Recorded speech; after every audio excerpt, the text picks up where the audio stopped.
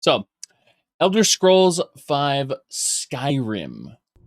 This is Celril, a Aldmeri nobleman, third in line, in theory. In reality, his family doesn't like him very much and has decided to offer him no further financial benefits. Thus, he is more or less stranded in Skyrim, or he was. He's been accumulating enough wealth. Unfortunately, the economy is terrible in this war-torn time, where a loaf of bread might cost 400 septims. And, yeah, we're simply going to be delving dungeons and putting stuff on display in a gallery. You see, Auryen has saved us from this financial hell that we were in, and he has given us an opportunity as a relic hunter. We are going to travel the land, plundering relics, placing them in the museum, and recruiting people to our multi-level marketing scheme who will be explorers and gather relics and do archaeology and all the sorts of things that we need done that we certainly don't want to do ourselves. And eventually we'll get a sort of passive income and we won't have to adventure anymore, at least that's the theory. But who knows what will actually happen. In the meantime, we're becoming very adept at lightning magic. And we also have bodyguards who will tank for us most of the time. That is Fandal, our merservant, and Janessa, a mercenary who charged 1,500 gold for her services. Now, we are delving this dungeon and finding stuff. Yes. Let me see here. That is a trap. Need to be careful. We'll be gathering all the ancient Nord items we can. We'll constantly be shifting stuff between our characters, making sure Fandal and Janessa have items. But you can see the Nord helmet and the Nord armor. The Nord short spear belongs in a museum. There we go. An adventurer. An adventurer died here, and his weak potion of health is mine. We are gathering pretty much everything at the moment. We are sneaking, because we don't want to be heard or seen. Thankfully, Fandal here will help us. He's very, very helpful, we've decided. You're going to favorite this bow, unfavorite that one, put that other one away. Put the iron arrows away as well. Good. You said reinstalling mods is a pain. People are talking about a particular, let's just say, a sort of mod all-in-one installer. I won't be talking about that here. I won't be supporting that here. I'm just saying that if you decided that Skyrim is no longer viable just because of installing mods, there are solutions to that I won't be talking about. But that doesn't stop you from looking them up. Because at no point in time should you think that a game isn't necessarily worth it, when it probably is. Another dead adventurer. Looks like these are all activators. So, in order to get in here, you needed a claw. The claw is active. Yes. So, the claw has been used, apparently. We're taking these linen wraps, because they're going to be used for something later. Let me see. The eyes of angry spirits upon us. We are not welcome here. Damn, look at that. That blood on that mace. Yes. Okay, there's a knife in there. Looks like there's another claw hole there, and there's a door that hasn't been opened yet. Rough onyx there. Helmet, ancient Nord sword. That belongs in a museum. Petty soul gem. We don't need these shears. Technically, we do need one of each, actually. I forgot about that. So we need one shears, one embalming pick. There's a miscellaneous drawer where this stuff goes. I'm not even joking. Someone just became aware of us. I can hear it. Its feet.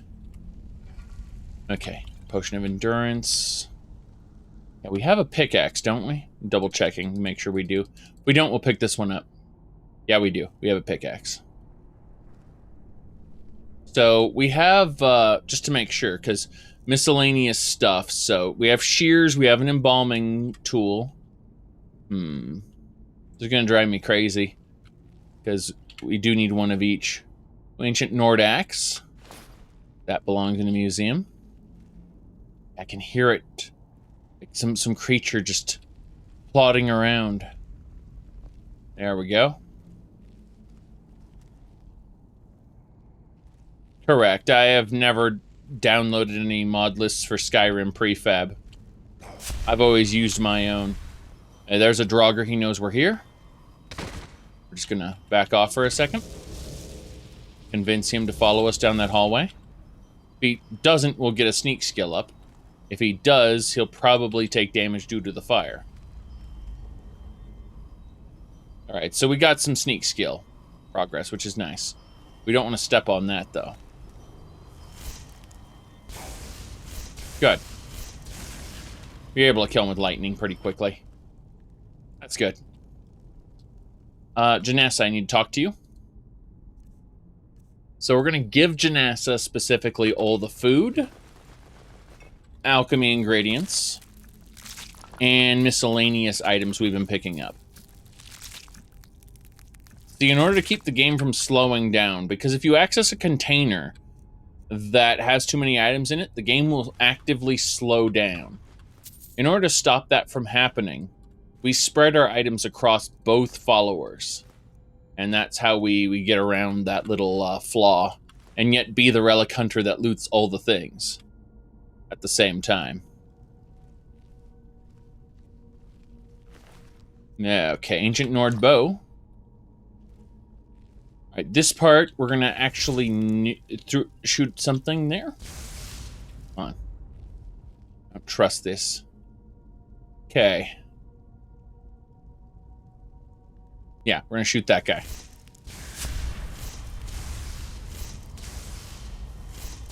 Damn it, I can't see him. There we go. He's down. That's one.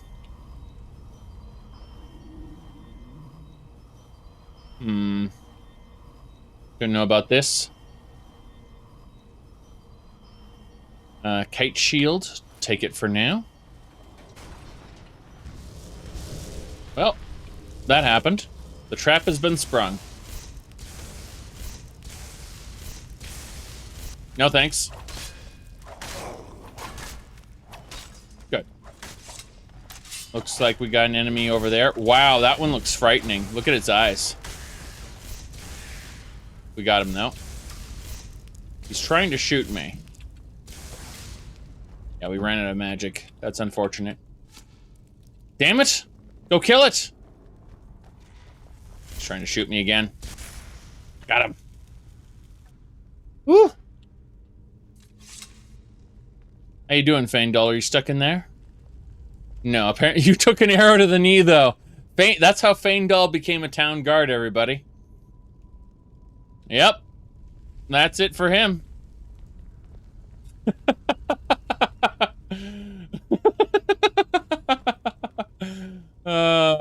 Jeez. Okay.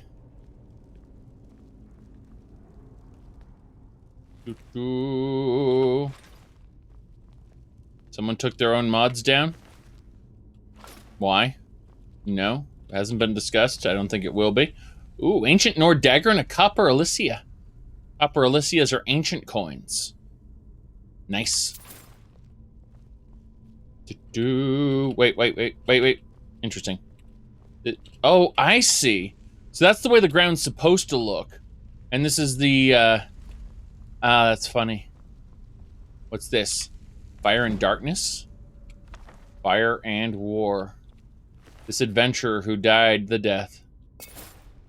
Hear the physics? The physics. Okay. Someone got too many negative comments. Said people blamed his mods for problems they didn't cause. You know, it's funny because I remember that there was a guy. He did this overhaul, which I really like.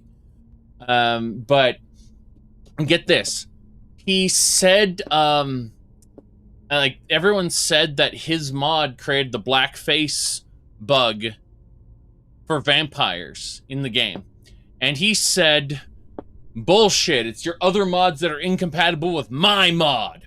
And he posted a video of the unofficial patch installed, the blackface bug being there, and then he quits the game, removes the unofficial patch, and then goes back into the game, and those same NPCs don't have the blackface anymore, indicating that the unofficial patch was the one causing the problems, and his mod is just fine. You know, obviously we know the truth, and that's the blackface bug is caused by more than one mod modifying the same thing. So rather than making his mod compatible with the unofficial patch, he basically said that the unofficial patch was the cause of the bug, and that his mod is just fine. Yeah. I'm not saying that he's 100% wrong. I'm just saying it's incredibly stupid. That's all. Steel armor with pauldrons. Very good. Yes. Nord sword there. Exactly. He's 99% wrong.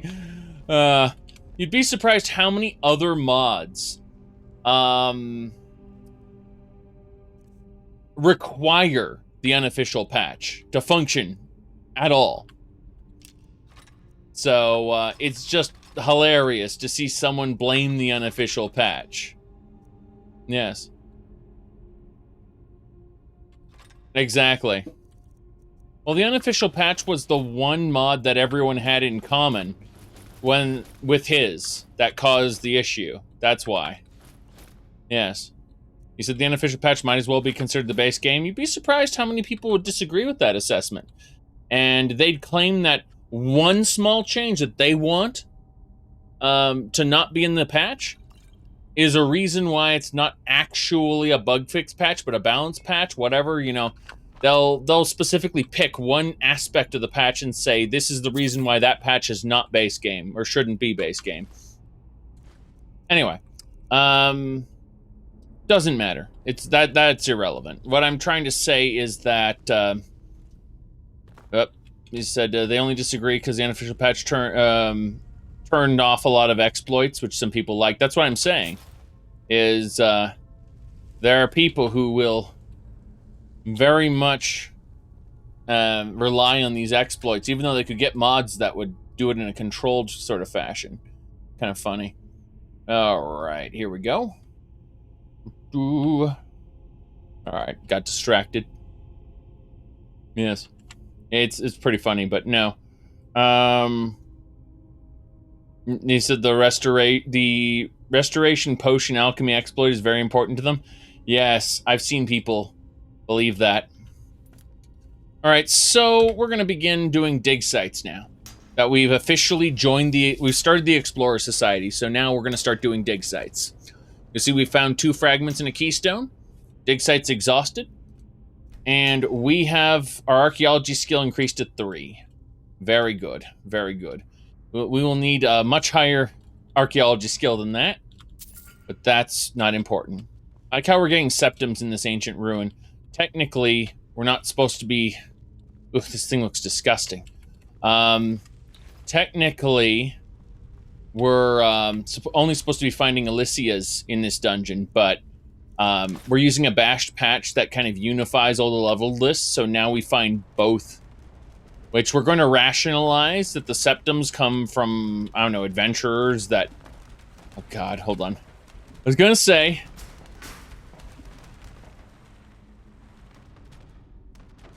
I'm going to be stupid, and I'm going to dive into the water. Oh god, look at this. Hold on. That right there. Nope.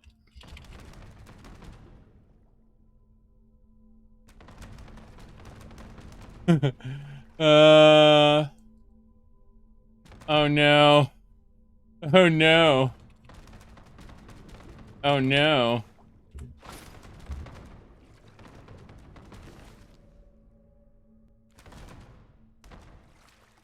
I'm trying to figure out if there's a way I can deal with this. Oh no! I'm drowning. I'm drowning. There we go. Yes. Okay, we should be able to fix this by saving the game and loading it again. Skooma, not even once? Yes.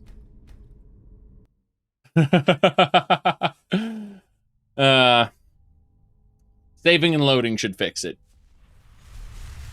Yes.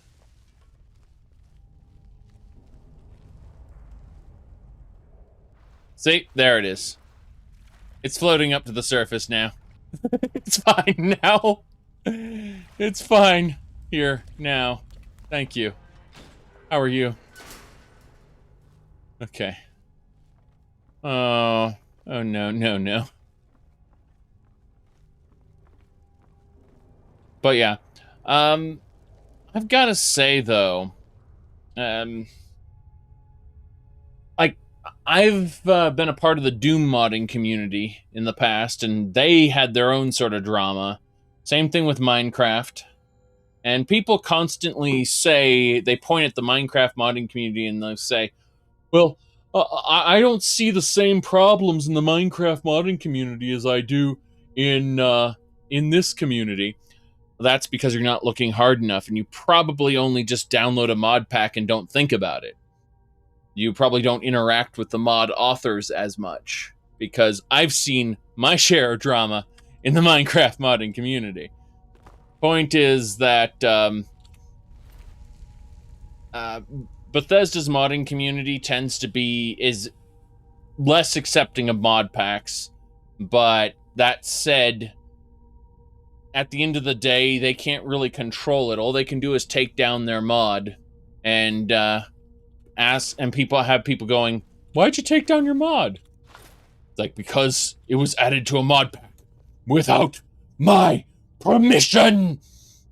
And that's been done, like, in the Minecraft modding community. The problem with the Minecraft modding community is that Minecraft mods have a tendency, because it's all Java, they have a tendency to be, let's just say, the same.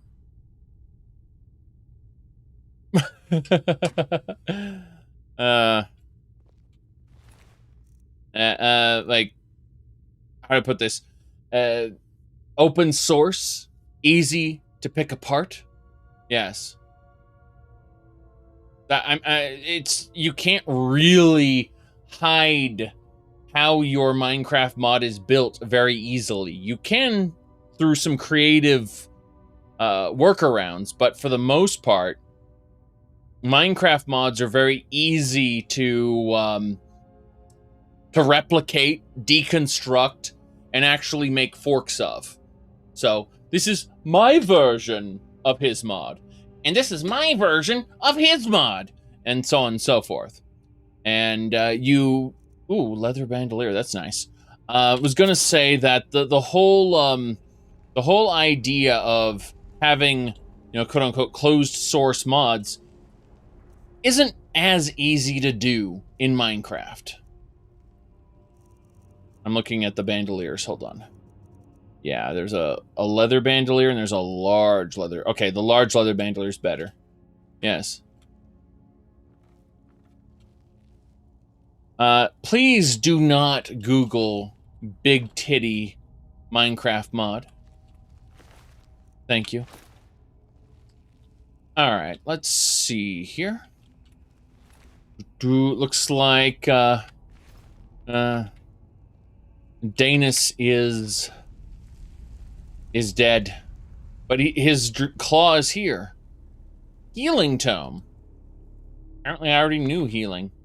Damn shame. Damn shame. Alright, looks like Forbidden Legend. So someone split their amulet in 3. It's a big deal. Yes. We need all the items, and then we got a dragon claw as well.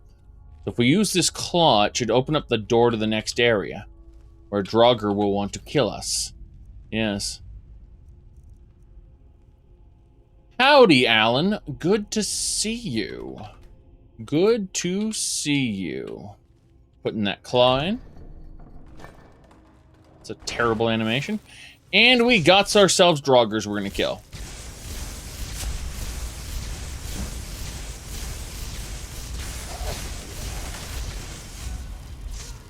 Ah, crap.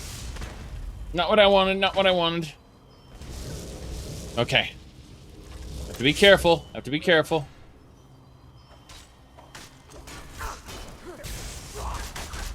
Yes. One more. Okay. The Draugr are done. Divinity the Original Sin 2. I highly recommend both Divinity the Original Sin and 2. 2 more Copper Elysius, that's good. I've garnered off that corpse. And... Good, good. Alright, Fandal, take everything. Yeah, Divinity the Original Sin 3 looks pretty good for a early access game. That's for sure. I can't wait till the full campaign's available, and I might even consider purchasing it. A lot of people get annoyed because I'm not playing what's called Bannerlord. I'm like, Bannerlord isn't out yet. It's in early access. I'm sure it'll be a lot of fun once it has enough mods and, you know, because I wasn't a fan of Mountain Blade to begin with. Yes. If you can stand the older graphics as gameplay, Divine Divinity games are good. Well, Divine Divinity games, very different type of gameplay. It's important to understand. The other Divinity games do not play the same as Divinity the Original Sin, so that is an expectation you absolutely have to set before recommending it. Oof, here we go. I'm gonna get shot! Damn. I heard that click and I immediately knew a trap went off. And I was freaking out a bit. Okay. You. Oh. I thought it was an enemy. Oh, Woodsman's Axe. See that little plus next to the name Woodsman's Axe? That means it belongs in a museum. And when I pick it up, museum item acquired. We're going to take a few of these ruined books with us. We need about 20 of them because Latoria can turn ruined books into regular books. Yes. That's a copper ring. And over here, hidden by the menu, is a Draugr.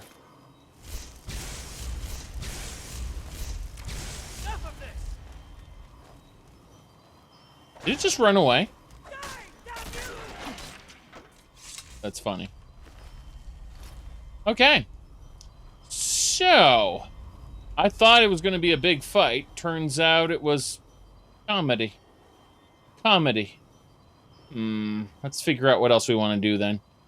These Draugr haven't been that threatening. Let's hit that. Oh god, it's Bethesda. That one? That was easy.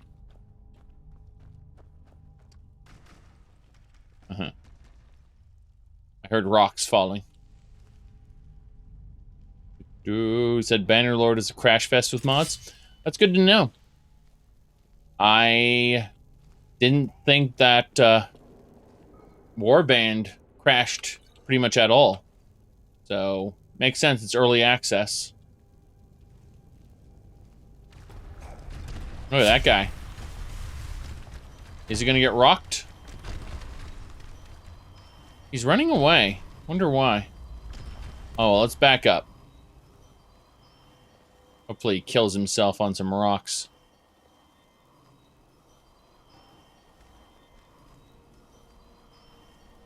Okay, the eyeball's getting smaller, and we're clear. Okay.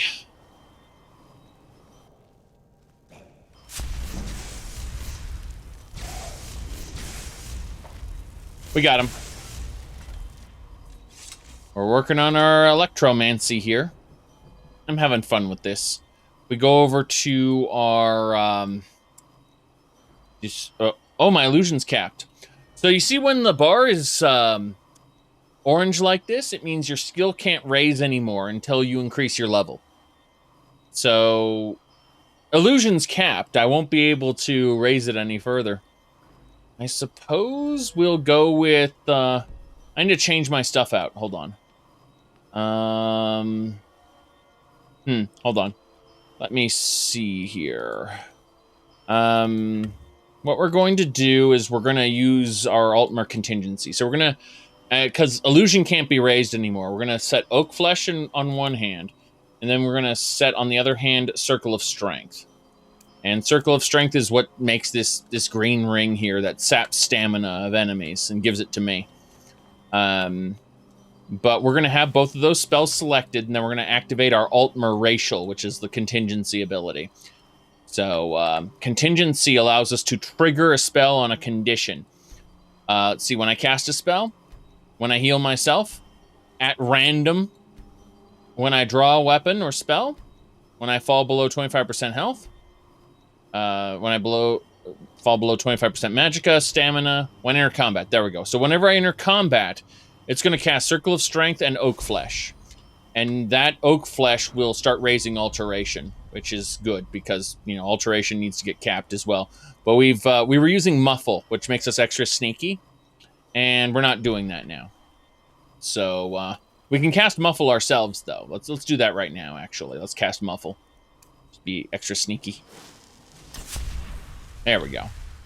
Then you can see our feet are... We're not making any noise. So we might be able to just sneak up and stab this guy. Like that. Ugh. Roll to the face. Okay. Bam. Yeah, speaking of Morrowind, I'm actually looking at, as soon as David is ready with the next version, doing another Test 3 MP run.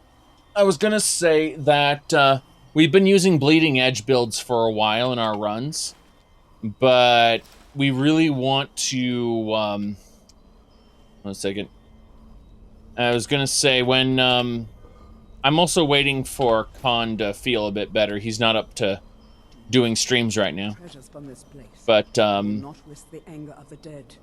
but when he's feeling more up to it, we're going... Did that level 1 Draugr just use Unrelenting Force? Yes.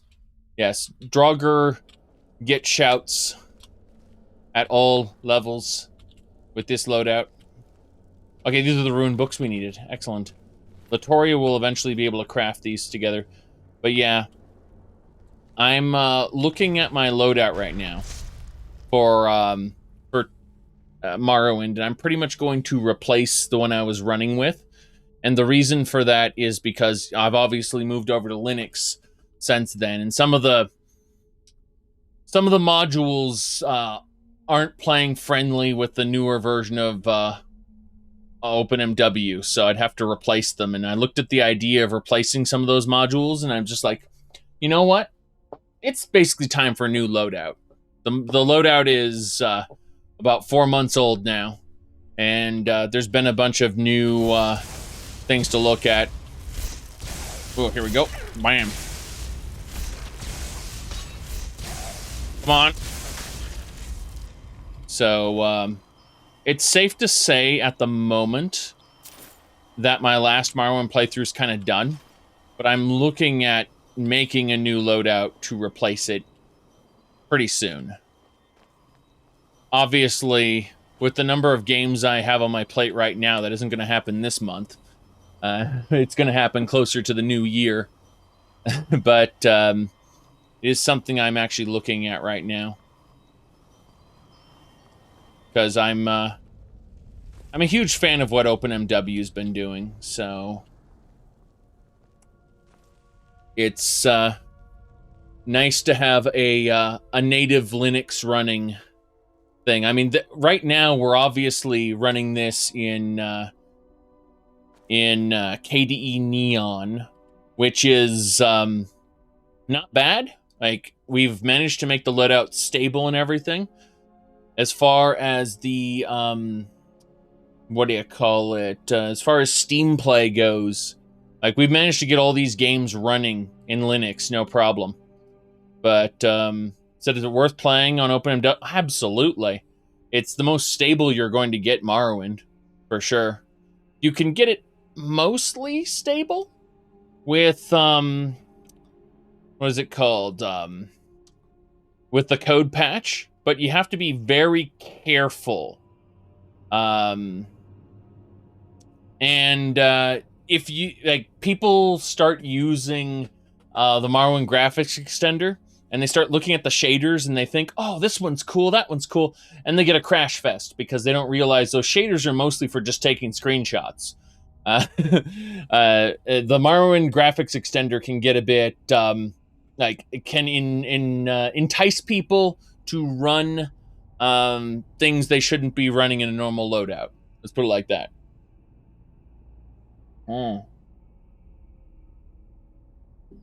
But yeah, said distant lands equals distant frame rates. That's funny. Distant lands runs perfectly, except when you start going into the Tamriel rebuilt areas, like the heavy ones, like Old Ebonheart, for example. And then you start getting performance hits, and you look at this and scratch your head and go, you look at your task manager and go, but this is not even using 40% of my CPU. What's going on here? Unfortunately. And that's just said vanilla Ebonheart is bad too. Not nearly as much. So, yeah, it's unfortunate, but I don't really care necessarily about enhancing the graphics of the games. Otherwise, I'd be running with a reshade or an E&B preset. I'd be, going for the 4K textures. I do have some graphics mods on. Look at that male body there. Look at those arms, the beefy arms. But point is, I have some graphics mods on, but not very many. And I will pretty much always run mostly vanilla graphics in my games. With the exception of, obviously, the Dream loadout for Daggerfall, Elder Scrolls 2. That was just so easy to install. And it did bring the gigabit usage up to, 40 gigabytes? Not 40. 4 gigabytes of RAM, something insane like that. But, yes. I was going to say that Dream is just easy and not, you just install and forget about it kind of deal. But either way, I'm a huge fan of what OpenMW is doing, so as long as I'm able to get, say, Morrowind Rebirth and some of the other expanded lands and content mods, I don't really miss the script extender very much. That, so far that hasn't changed, but I think that not crashing isn't, it's definitely worth it. I've managed to make OpenMW crash a whole 2 times, but I had to really push it to get that to happen. OpenMW does have distant land and real-time shadows, but they work a bit differently. Do I like Elder Scrolls Online? All right, so in my Linux loadout, I do have Elder Scrolls Online, and it does run pretty well. However, I'm not a fan of the game as an MMO, right? I play through the quests, I enjoy the quests, and I'm done with the quests. But other people want me to come back and do dungeons and trials. I did dungeons and trials in World of Warcraft, and they're better in World of Warcraft. Hell, they're even better in Final Fantasy XIV. So, if you get over the fact that this is in Tamriel, the MMO part is terrible by comparison to its peers. It's just that it's got some compelling Elder Scrolls stuff to do. But when I'm done with it, I'm done with it. That's the problem. And that's why people wonder, like, why aren't you playing it? Because I played it. I'm done. That's it. They need to add more content. So, that's the issue there. It's hard to even look at ESO after Final Fantasy XIV. It's true. Final Fantasy XIV might be anime. And, I mean, very anime at times. But, didn't new content just come out? Maybe, but I'm not ready to play it yet. Oof. Yes. Said next expansion, time travel to participate in Elysia Slave Revolt. That sounds terrible when they're making Meridia a good person. Like, universally a good person. Okay? Because Meridia was like one of the main supporters of the oppressors. All right. Now, distractions aplenty. Let's see here. Patron of the Aliens, yes. You're right. Well, I'm sure I will end up creating a new... Oh, damn. That didn't work out how I wanted, but we'll consider it to be done. Good. This guy is... I feel sorry for him. It's funny that we were getting our ass kicked earlier in the game at a Forsworn camp. And then we enter here and it's just, oh no! Grab it! Okay. The soul gem is grabbed. That soul gem shoots lightning bolts. Woo! Anyway.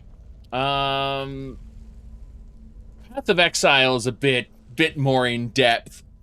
I'm sorry, I can't agree that character building in ESO is in any way, shape, or form similar to Path of Exile. That I find that concept offensive, actually. Hold on. That statement, not concept. Let me see. Path of Exile passive skill tree. Hold on here. Okay, pathofexile.com passive skill tree. Loading the passive skill tree. Here we go. So this is the passive skill tree. All right? This is not your the skills you use, all right? Like lightning bolt or whatever. Those are the gems that you socket in your gear. This is not your character's subclass, which is completely different. This is just the passive skill tree. Each one of these little things here is a class starting point. So class starts here, class starts there, class starts over here, so on and so forth. The middle is the Scion class, which starts in the center and can expand in any direction she wants. But yes, like, compared to Elder Scrolls Online, like, Elder Scrolls Online is child's play compared to this. And when we start talking about ascendancy points, because we're looking at the witch, let's go with the necromancer ascendancy. Okay, so the witch tree with the necromancer ascendancy. The necromancer ascendancy has these extra perks, and if you change the ascendancy, you'll see that the occultist has a different ascendancy tree. So, and then that's not even taking your gear into consideration. So, it's, I find the comparison offensive. Anyway, let's see here.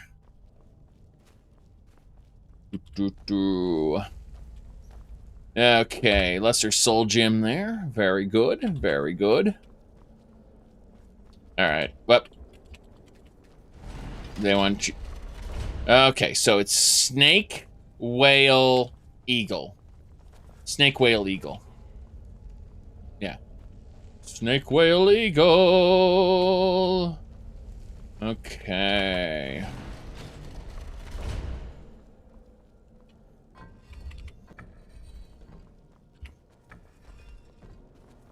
Yeah. So it's a little kids show. You go, match the animals, kids! Snake, whale, eagle, yay! Little kids show. That's what Skyrim puzzles are. Let's pull the chain. Yes, Fisher-Price puzzles, exactly. Okay.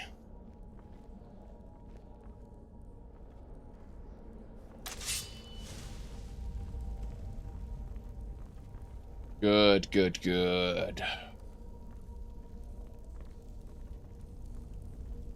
You said PoE passives aren't really interesting. Yes, they are. Have you seen a Chaos Inoculation build? Have you seen a 3 Totem build? They're very interesting. You just have to work toward the ones that you need, and there are gym slots where you have to have a certain level of resources in the adjacent slots in order to utilize those gyms.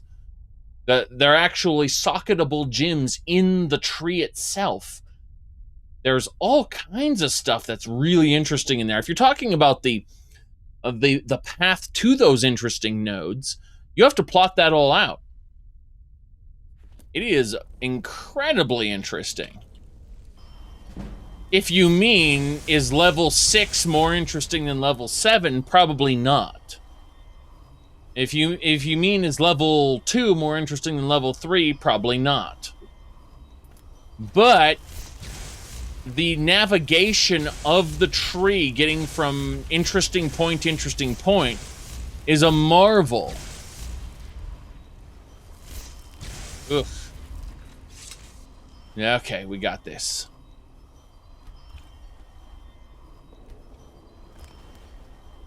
We're just harvesting the spider loot. Oof. Venom, venom, venom.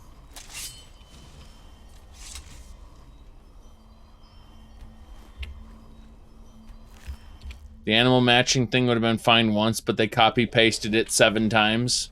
Yes. Exactly. All right. It's funny, though, because they're referencing the Nordic, like, totem, the totemic animal religion, right? And where the gods are represented by different animal totems. Then it never gets used other than to match animals. Okay. These are ruined books. We can grab those. Dwarven Dagger, that belongs in a museum. Excellent. Ruined books. Gotta get 20 of those ruined books, at least. Yes.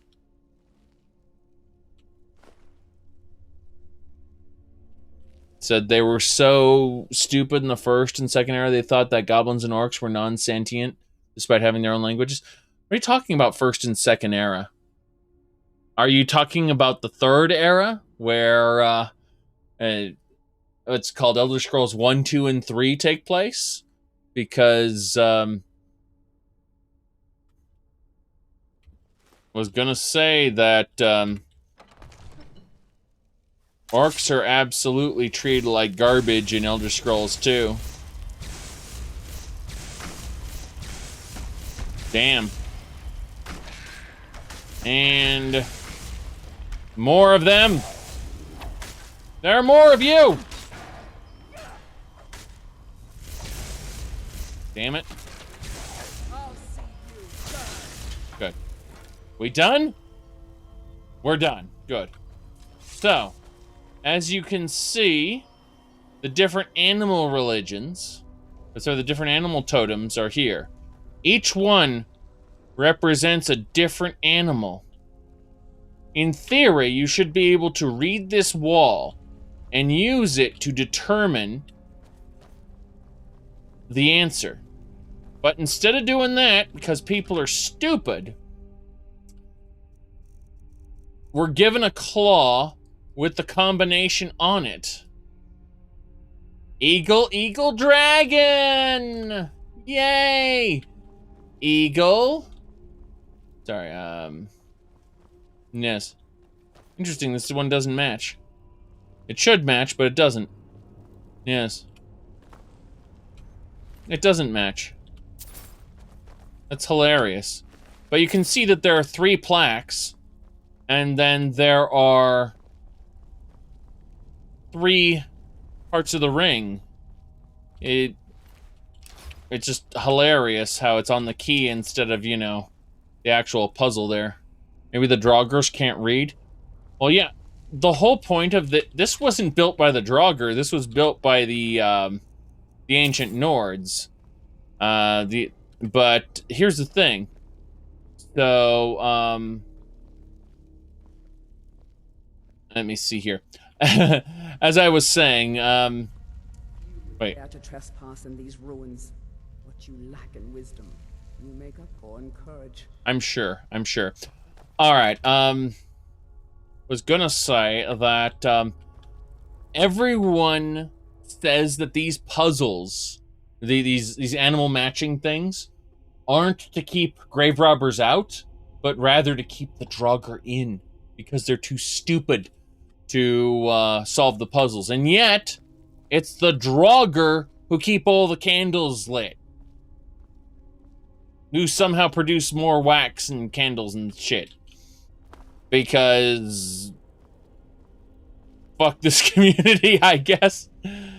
Oh my goodness. I'm joking, of course, when I say that. And a good night to you. Have a good one. Alright. Now then. What, the great and glorious Fandal? Yes. Fandal is very important. He is our merservant, don't you know? Don't you know? Yes. Draugr wax, indeed. Alright. Put those books away. Silver Elysias. Those are nice. Alright. Fandal. Yes. You didn't know to look at the stupid claw? Unfortunately, I understand why that would be an issue. I really do. Yes. Oh my goodness. Why 2? Woodsman's axe. Okay, woodman's axe is not a woodcutter's axe. Yes. ESO's explanation as to why there are books from the future is terrible. You see, there's a library dungeon in ESO, and that library has a tendency to draw books from all over Tamriel, including from the future.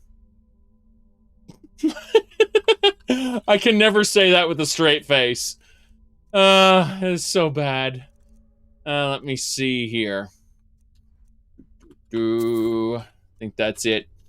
That's actually a thing, yes, because they accidentally put 4th era books into ESO, they created lore that said that one of the dungeons that was a library actually pulls books through time. And that's why there are books from the future in ESO.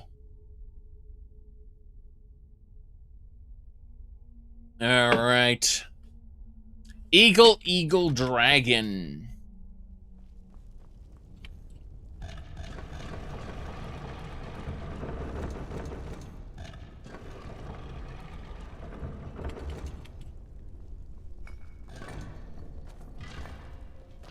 That ESO equals canon? Yes, that's why canon is terrible.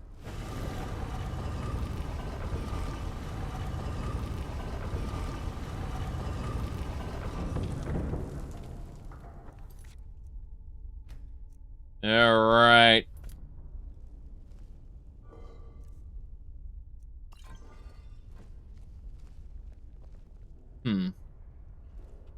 Burial urn. Ooh, Dwarven sword. That belonged in a museum. But no, ooh, Nordic coin purse got 4 Elysius. I was gonna say, though, the, game's entertaining, and the individual quest stories are actually pretty fun. I recommend ESO, even though I constantly talk negatively about the main story and several details about ESO. The individual quest stories I've found to be fun. Now, this is important. If you start in the Aldmeri Dominion, the storyline's going to be pretty good all the way through. If you start in the Ebonheart Pact, oh boy, it's ups and downs in terms of quality. If you start in the Daggerfall Covenant, it's really low quality, and then it gets better, like really better after the first zone. Once you finish the first zone, the game quality just skyrockets. But until you finish the first zone, the Daggerfall Covenant feels like a generic MMORPG at its worst. Collect 5 bear asses.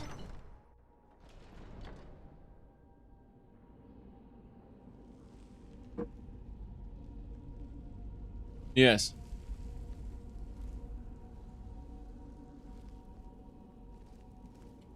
Oh boy, I can't wait to fight the boss here. It's gonna be exciting. It's gonna be a boss fight. Okay.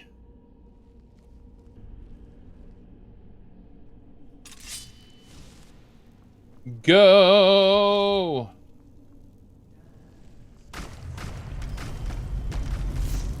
Oh god, that guy is beefy. Good. One guy down. 2 guy down.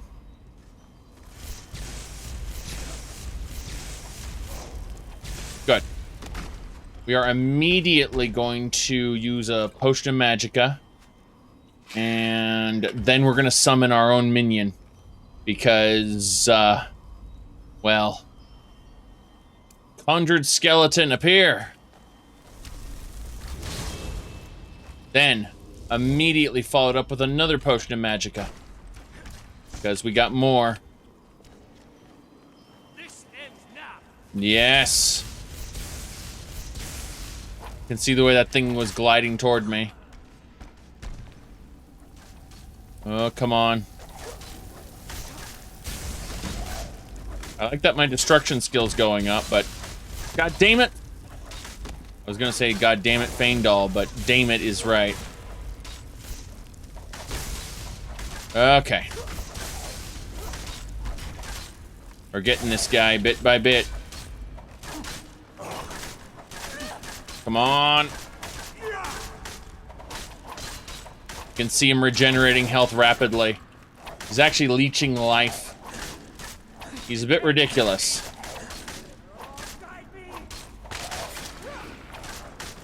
Here we go.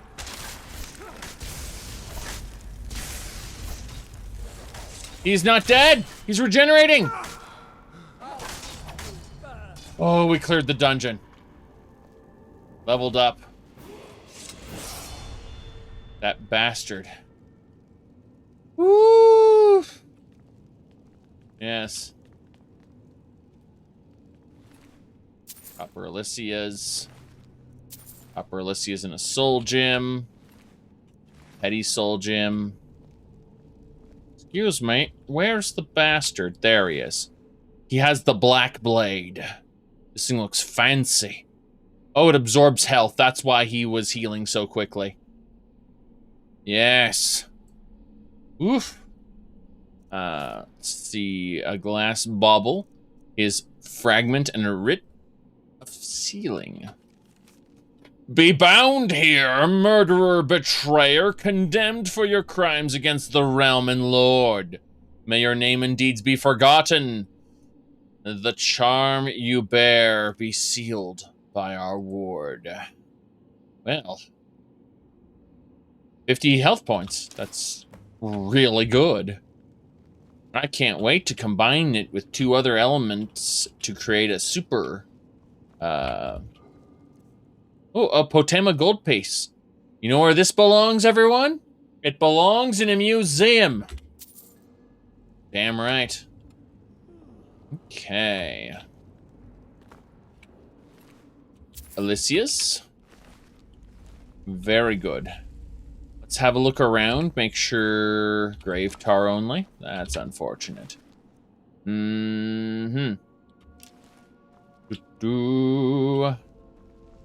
Okay. Yeah, I currently have no comment for about Once Lost games at the moment. I might in a year or so. We'll see. I have some things to say, but not right now. Okay. Let me see here. I'm just double checking this area. All right, let's head on. We're leaving this area then. Yes. Okay. The claw would open up this section.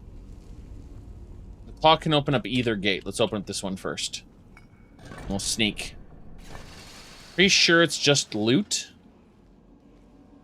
Nordic coin purse. Is there a sky shard in there?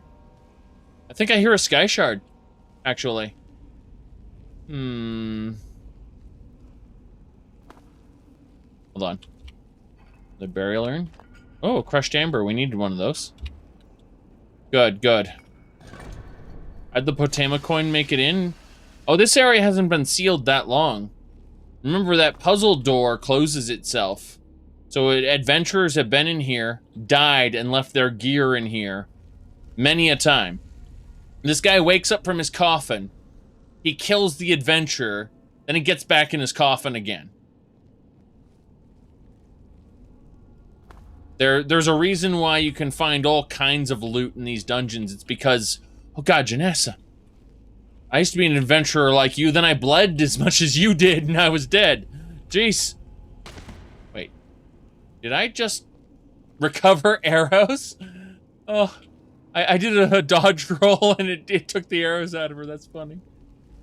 Okay. Yes. Well, let's see you there.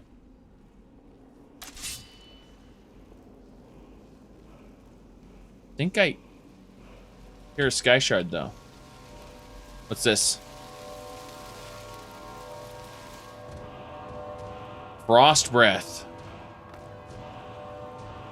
There's a sky shard. 1 perk point gained. Yes.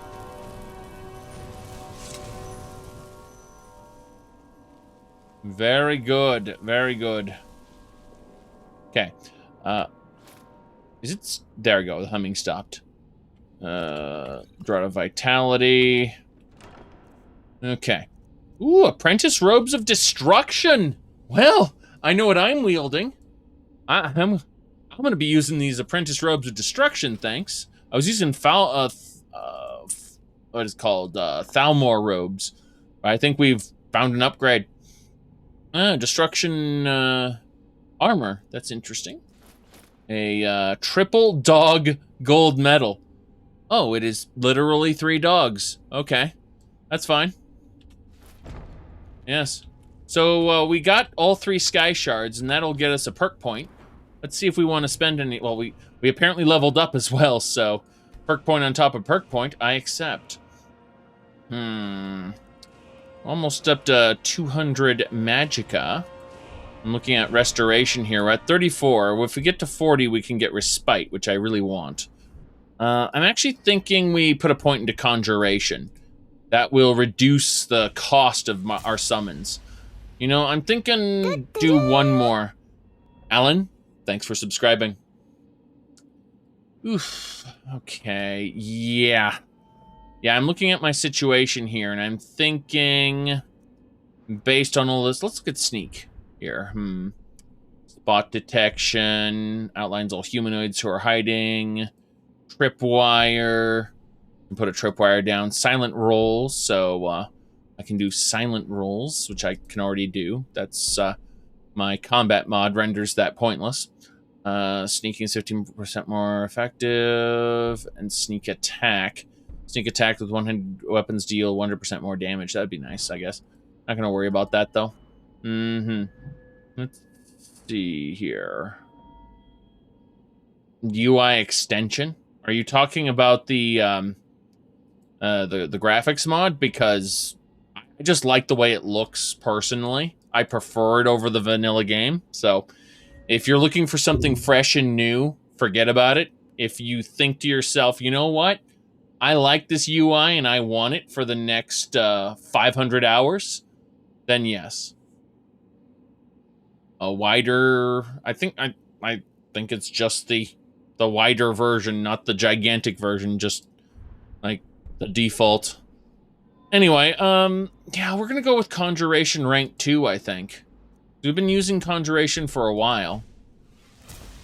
Let's see, how much will the thing cost us now? Let's give it a try. I wanna see how much a good skeleton summon will cost us. Here we go. That's not bad at all. Look at that. The ancient lords. Said 500 hours sounds like a lot, but it isn't.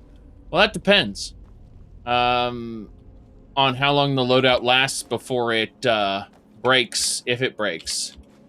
And I've got to say, I'm impressed with how well this loadout has held up over the last 31 hours. Okay. There's a sword here. That's a steel longsword, and it belongs in a museum. Good to know. Good to know. I'm just seeing if there's anything else I may have missed in the corner. Goodness knows they placed a sky shard here, so who knows what else might be hiding in these corners and crevices. Ah, damn it. I did not mean to... Oh, so you can get through here. Nice. I'm just flashing back to Sands of Time when I was walking through this area and I was jumped by like 7 people all at once. Well, this outfit is not bad. I mean, it looks a bit tacky, but like I thought it was going to look a lot worse. So we're going to go ahead and uncheck the Thalmor robes for my favorites. I have 3 Thalmor robes. And then equip these... I was gonna say the Iron Armor of Destruction, but it should be the Apprentice Robes of Destruction, yes. And then we're gonna go ahead and do this. Okay. We go over here to Apprentice Robes of Destruction. We'll set those as number 3. So we'll go to number 3, and we'll select that. Whoops. I canceled it out because I'm a genius. I'm gonna figure this out eventually. Okay. Select the robes, group them into 3. That's it. When Skyrim was popular, you made TES3. I made the least TS lore videos. Yeah. I know. I enjoyed mixing the lore community's take on things with what was actually canon. You know, not relying entirely on the metaphysics and telling a nice little narrative, which pissed some people off. It was fun. Like, you only told the high elf version of the origin story. That is... hold on, that is very insincere to the fans of the Khajiit. You know, stuff like that. Okay, that should do it. Let's go. Wait. That's just a spiderweb piece. Yes. Well, I had fun with it. At some point, I need to do some Guilty Gear lore videos. Yes. That's going to be fun. When I talk about how that man is using the power of the backyard being a higher plane of existence. I'm not joking. That's really in their lore. You see, the hero of Guilty Gear's name is Soul Bad Guy. And he has to prevent prevent justice from being resurrected.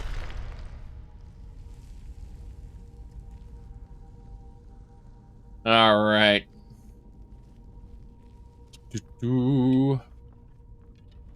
Because you see, that man, and that's his name, by the way. That man is you said you played Guilty Gear for 300 hours, but the only thing you know about is ESO means embryo storage. ES means embryo storage. My goodness. Yes. Oh, goodness. Let me see here. You don't think your mind can register anything I said?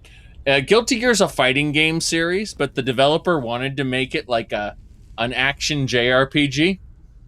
And so Guilty Gear 2 is literally like a Dota-style action game with, I was going to say, and they never did that again. The rest of the series goes back to being fighting games again.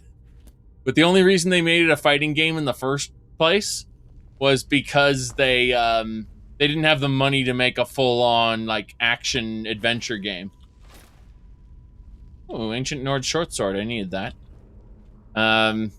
So it's just funny because they gave this guy complete creative control, and as a result, you've got JRPG cutscenes in your fighting game.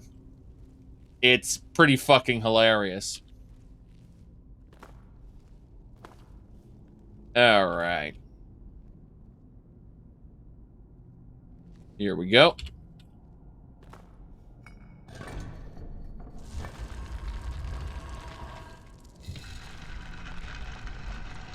But the guy is completely crazy. The guy who's working on it. The writer, the lead writer, that is. And it shows. It absolutely shows.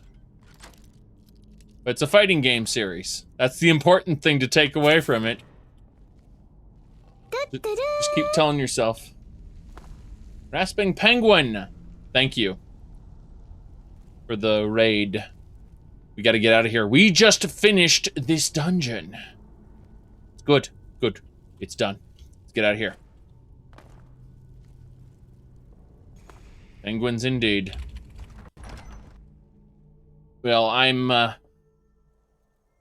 a penguin, but I'm playing on Linux. I got all my Linux games with the Lutris. Yes. It's important, I guess. All right. Let's get going. So, we are now going to go to... we have to continue south, actually. We have to continue to Whiterun. We were just doing this dungeon really quick. Very important. Yes, that's Alucard. We're going to be playing Castlevania later. Much later today. Probably another 3-4 hours. Yeah, we need to get out of here. Okay. We've been doing this ongoing run of Castlevania Curse of Darkness, where you play as Hector, the Devil Forge Master. We just got the devil summon, and we named him Todd. Very important, because he's a liar. What? No, I mean because he's very powerful. Obviously. Now then. Let's go ahead and process this mud crab really quick. The summon is working well. Better than I thought. I'm happy about this. It's interesting that they made targeted spells no longer usable. Yeah, type !mod list. It'll get you a link to my page, and it should be the top article. Or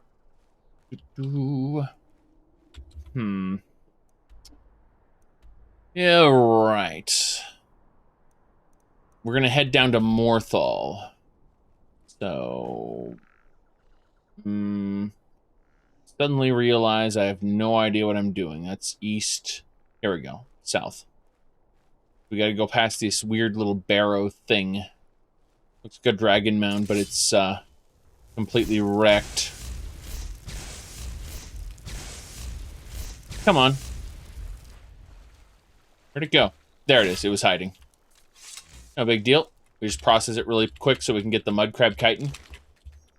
Yes. Debone that mud crab. Uh-oh. There's a sky shard right next to the necromancer fort. No, we're not getting it today. That would require that we fight the entire fortress, which we're not going to do. We're going this way. We're not fighting the whole fortress right now. We've just cleared a dungeon. I'm very happy we cleared that dungeon. We're going to grab the alchemy ingredients as we go by. There's a Draugr burial mound. How the hell does a mud crab burrow itself into stone anyway? Is that that looks like a scamp. I'm gonna try shooting it. Yeah, it's a scamp, all right. Damn it. Okay. Need myself my summon again, because every time I cast it, it has a chance to raise. Good. Conjuration, that's what I'm talking about. Good. Got it. Scamp skin. It's a food. Here, I thought it'd be an alchemy ingredient. Did Scamp kill the mud crab? Yes, it did. That's fine. Yeah. I don't mind. As long as that's what happened. Altmer contingency is very effective. Okay, let's see how close we are. Getting kind of sidetracked. Morthal's this way. That scamp just went around killing mud crabs, apparently. Just let him do his thing. Sneak by him instead. Well, he's dead now, so it doesn't matter.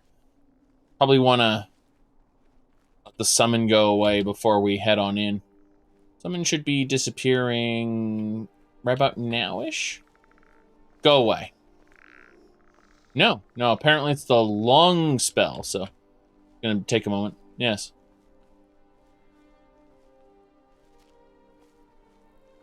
Hag Ravens. Are you absolutely certain they didn't use the skeleton of Falmer for scamps? Because that seems more likely. Considering it looks just like a Falmer that's repainted.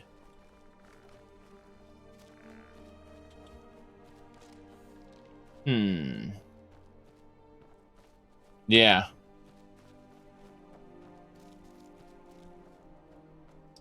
I'm gonna ignore that mud crab and just kind of go around here. Never mind. Not going around there. Give me a gate, please. There's a gate. Who are you, sir? Fancy robes. You a wizard or something? Wolf the Watcher. Is there any story behind that house that burned down? It's bad luck to talk about that place. Jarl's been looking for someone who ain't superstitious, though. Be looking for a fool, if you ask me. So the quest.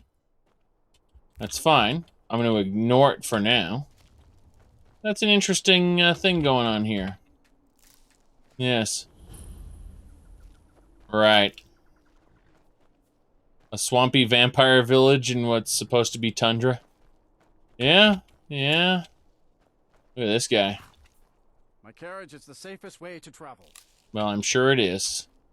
We might take you up on that offer in a few minutes after we finish wandering around Morthal, picking up all the death bells that are just kind of around. Yes. Pick that up first. Very good. Another carriage. Little bag there. What's in here? East Empire Company crates. Interesting. Some salts.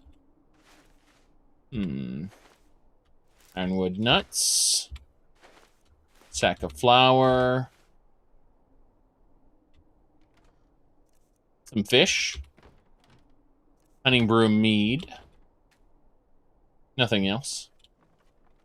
Yeah, everything else seems quite empty in this cage. Interesting little place.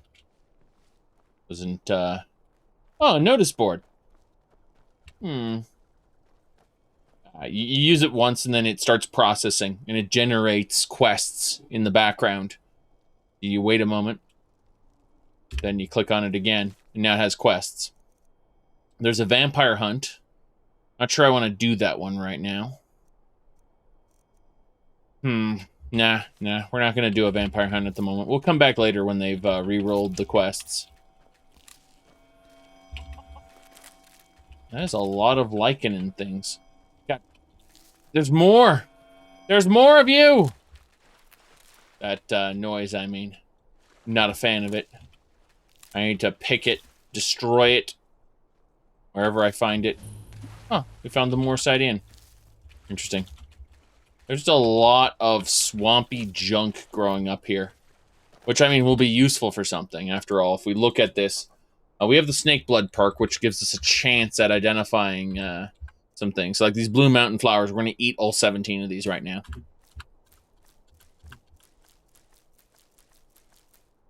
No, didn't learn anything. Death Belt. We did it. We learned damage health. Which, because we ate all of them... Oh, cool. We were resistant to its effect, so it's not actually murdering us. Thank goodness. We gained resistance to that. How's our Snake Blood perk, anyway? Let's have a look. Yeah, but then move over to this one. Snake. Doesn't say snake there. If we search by this, Snake Blood. 50% resistant to poison. See, the more ingredients we eat, the more powerful Snake Blood becomes, and will increase our resistance to poison. So we're at 50% resistance already, because we've been eating all these ingredients. And so the more toxins we take in, the more resistant to toxin in general we become.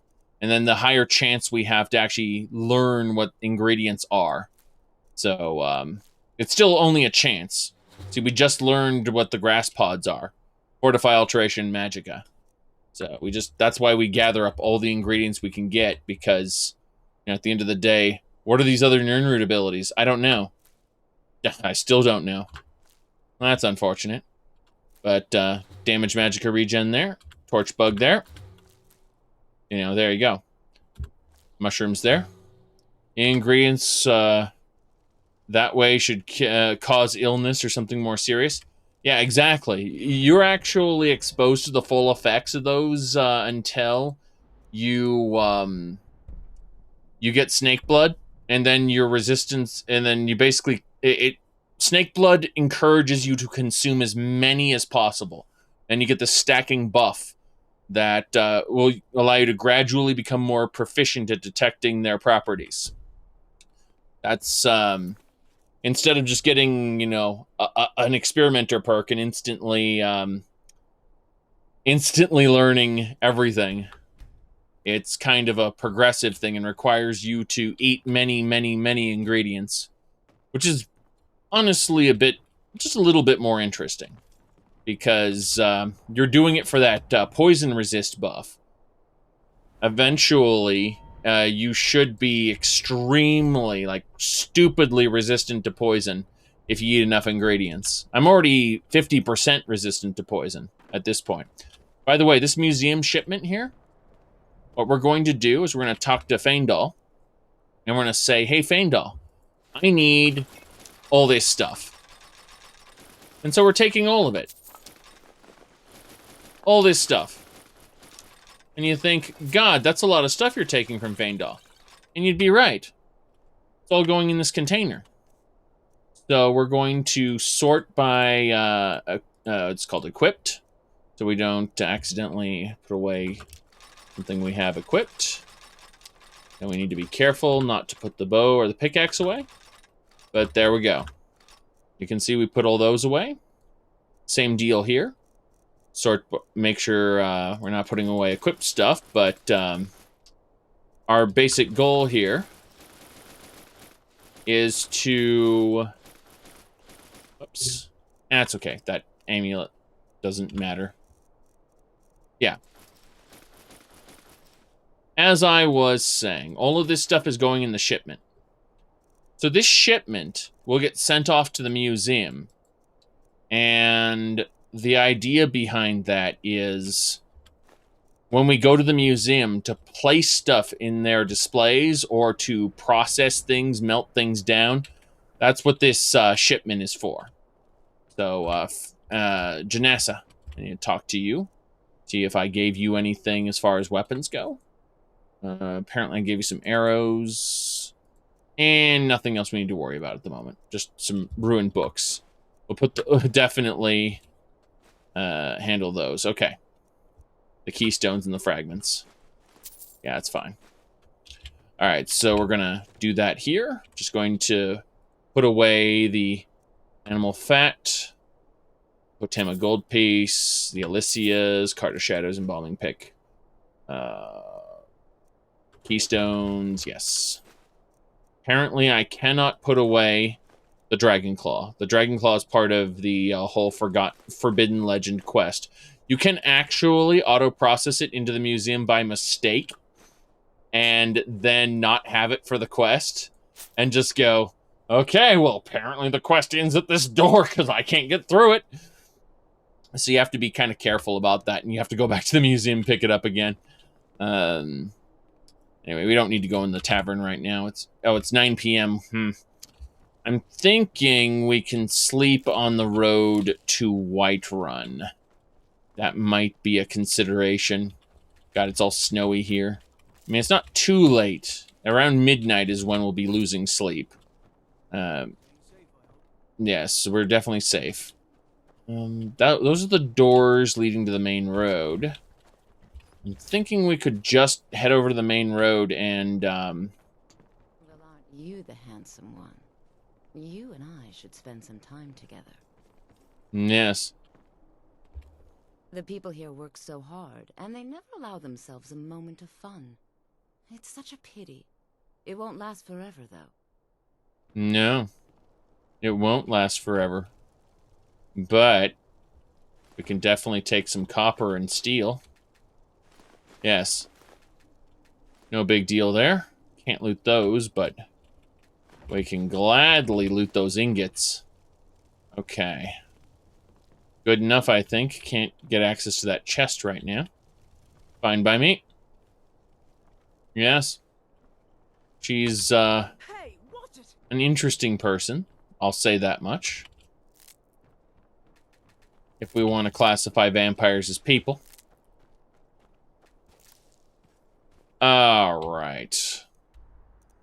Let me see here. Ooh. You remember adopting a ghost girl? Ah, yes. Alright, Stone Hills. I think we should take this road going into the mountains. What's the worst that could happen? I mean, it's not like this goes straight through a bandit fort. Contemplating.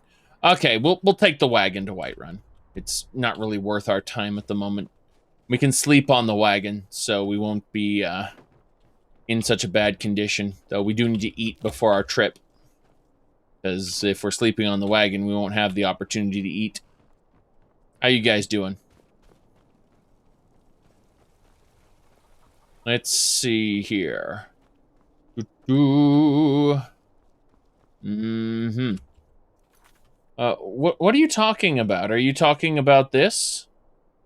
So even though the world is huge, you can select anywhere you know about on the map and instantly fast travel there. This gets you right to the fun. Fast travel. Fast.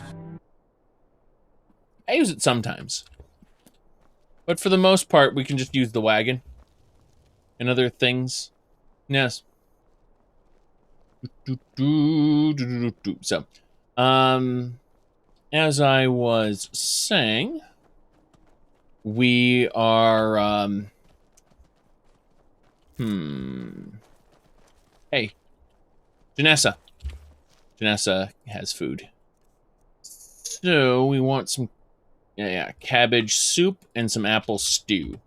Those two will, stew will hydrate us as well. So it's good. And then eat the scamp skin. Don't eat the scamp skin. Need a ride? Yes. Where do you want to go? Just get me to Whiterun, please. Going straight through, or did you want to stop somewhere along the way? Yeah, right. Actually, we use a mod called Tedious Travel in the Daggerfall playthroughs. Yes. Anyway, yep. Take me to Whiterun. Climb and back, and we'll be off. I bet you'll be glad to get to Whiterun and get out of this weather. Good. You wake up as the carriage comes to a halt. No, I don't. The loading screen happens first. Then I wake up as the carriage comes to a halt. It's basically just saying, hey, you aren't exhausted because time passed. It's early morning. So, what, we rode for a couple hours? Jeez. I'm wondering if we want to send any... Oh, my followers didn't come with me, of course. Video games. Alright. Now, we don't want to cast contingency. That would be a problem. We do want to use teleportation to bring them to me. There we go. There's my followers. Alright, we have a tent set up permanently outside of Whiterun. Huh. Didn't know this farm existed. Okay. Yes, these Khajiit are here. We kind of ignore them at the moment. Yes, but it's like midnight. Why are you talking about goods and wares of all kinds? Here we go. This is the tent we set up. We set this area up outside of town where we can sleep here. We also met this guy. He said, Khajiit has something important to tell you. And he's permanently... This is where he lives now. He lives in this tent. So, wherever he catches up to you, he lives there. It's just kind of a part of the mod. Just sleep here for 7 hours. That should do it. It'll be morning. Very good, very good. Alright, it is morning in Whiterun. Dirty homeless cat. Yeah, he's a stray, alright. Well, either way, we set him up with this tent where he lives now. Doesn't do much other than just stay there. But, yeah, we're going into the city now. I'm wondering if I want to talk to you. You honor Khajiit with your presence. No, I don't. May your road lead you to warm sands. Need something?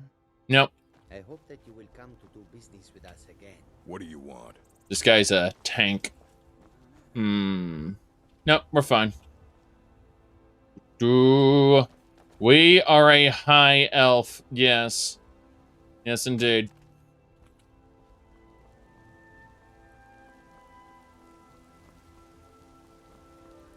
Okay. Yes, the Khajiit there was a stray cat. Okay, we picked up one too many herbs and now we're overburdened. Jeez, Eat the crushed amber. Obtain enlightenment. Did not. Do not eat Dragon Priest ashes if you know what's good for you. God, just one grave tar and we discovered all that. Ironwood nuts. Go nuts. No. Nightshade. Good. Mountain flowers.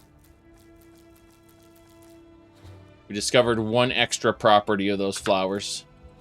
Not great, but, oh well. So, we're affected by a few things. No big deal. No big deal. Yes. Okay. We're fine, everybody.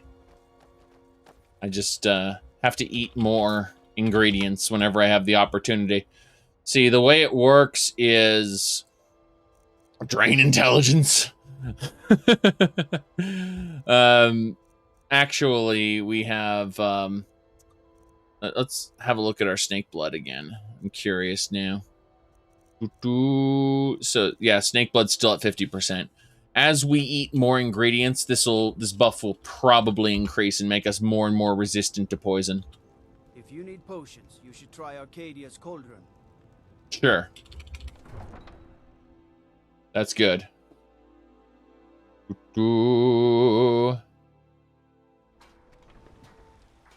Yes. No, I do understand. I'm used to going outside and living life, and I haven't been able to do that for, well, you know, we're getting close to, well, I was gonna say getting close to a year. Not quite, but it certainly feels that way. Okay. We're grabbing all the moss we can get our hands on. Mm-hmm. I want to see where this leads. We found a little spot over here. Good, good.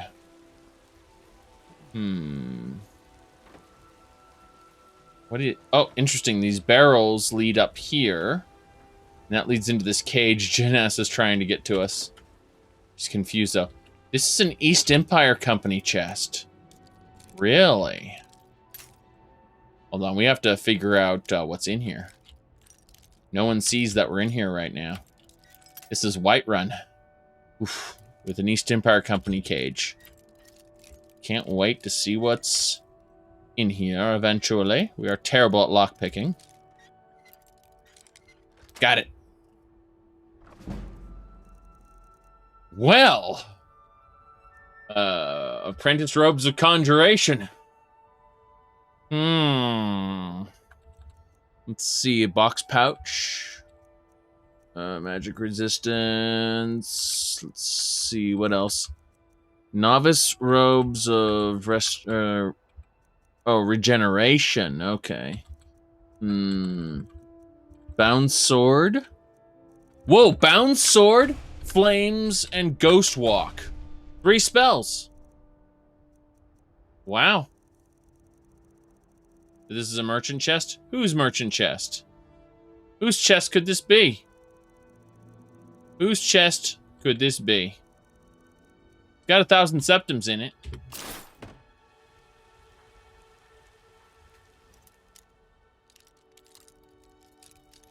Mm-hmm. It looks like we got an elven quarterstaff for the museum, so that's a thing.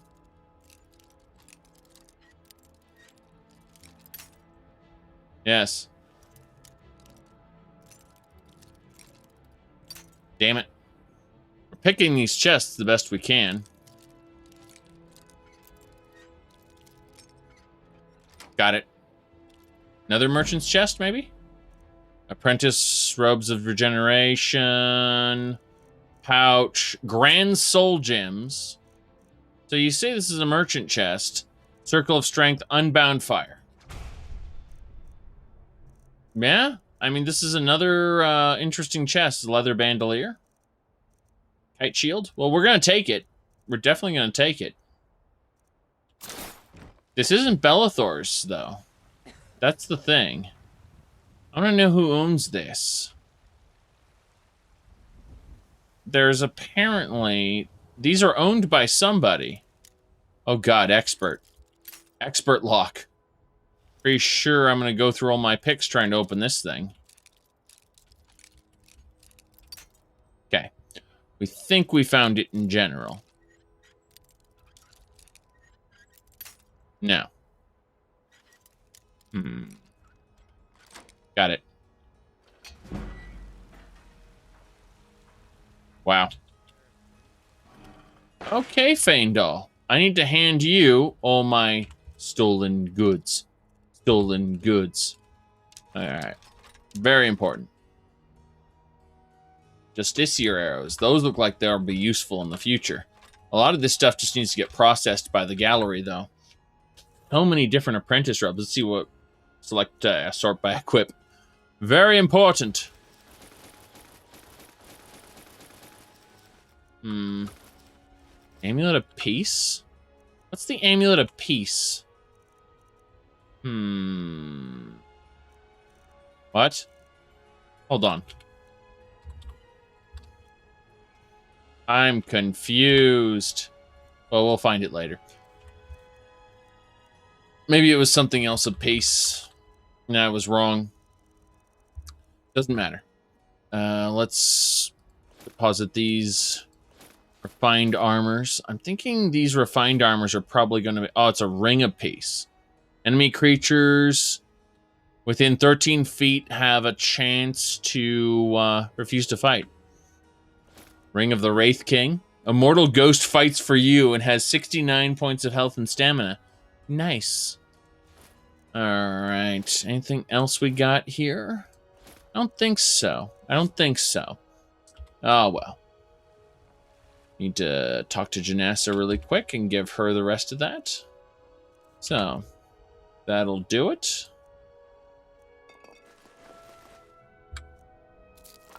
So much alchemy.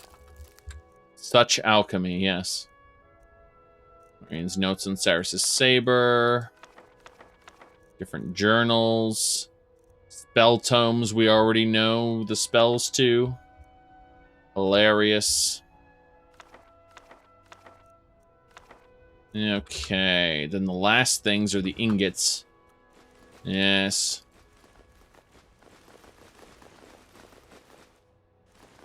No big deal. We're just gonna pick out specific things now. Our lockpicks and our monies. We actually have enough money to buy a decent spell now. So, you say it's a merchant's chest, but it looks like this is an East Empire Company chest, actually. And I don't know if there are any East Empire Company merchants here. So I think this replicates what a merchant's chest is supposed to be. And simply has it as a lootable here. Ashiams. Unless, and this is a possibility. This is a distinct possibility. But it might refer to the merchants. Oh god, what are you doing in that wagon? She has nothing to say. She just sits there looking pretty. Okay. Not sure. This is Breezehome. I hear that Breezehome goes for 20,000 septums, yes. My goodness. Okay. So there's a soul-trapped Horker here. Let's go see if that's his chest. I'm curious. Excuse me, sir. A proprietor of the soul-trapped Horker, are you here? No, he's apparently out on the town. Which means his strongbox is master quality. I can't get in there. But this lock, on the other hand, looks just right for the auto pick. What's this? Flame Atronach. Well, worshipping the Daedra is considered profane, but summoning fourth Daedra, on the other hand, might not be so bad. Clairvoyance is a tome we don't really have need of right now, but that's fine. We just got an extra spell, a summoning spell, by picking our way in there. Yeah, so this area looks like it should have a merchant in here, but obviously it doesn't right now. Which makes me consider... nah, we'll leave. I was gonna say, I was thinking about doing alchemy here, but I really don't have what I need anyway. Hello, sir. Divine smile on you, friend. Indeed. You tried mercenary work? It might suit you. You know, I was a mercenary for you, wasn't I? Right, something? Oh, hey. Oh, hello. Hello, I'm Eldar, owner of Eldar's Junk Emporium at White Watch Tower. See me at my store if you want to leave any of the junk you find on your travels. Do you want me to pay you to take my junk? That's right. A flat fee of 20 gold for taking your junk off your hands. I'll also take any items of acceptable value. Now, you can hand over any items to me, or you can leave them in the chest at White Watch Tower. It's all on the honor system. So drop what you can, take what you must. That's our motto here at Eldar's Junk Emporium. Goodbye.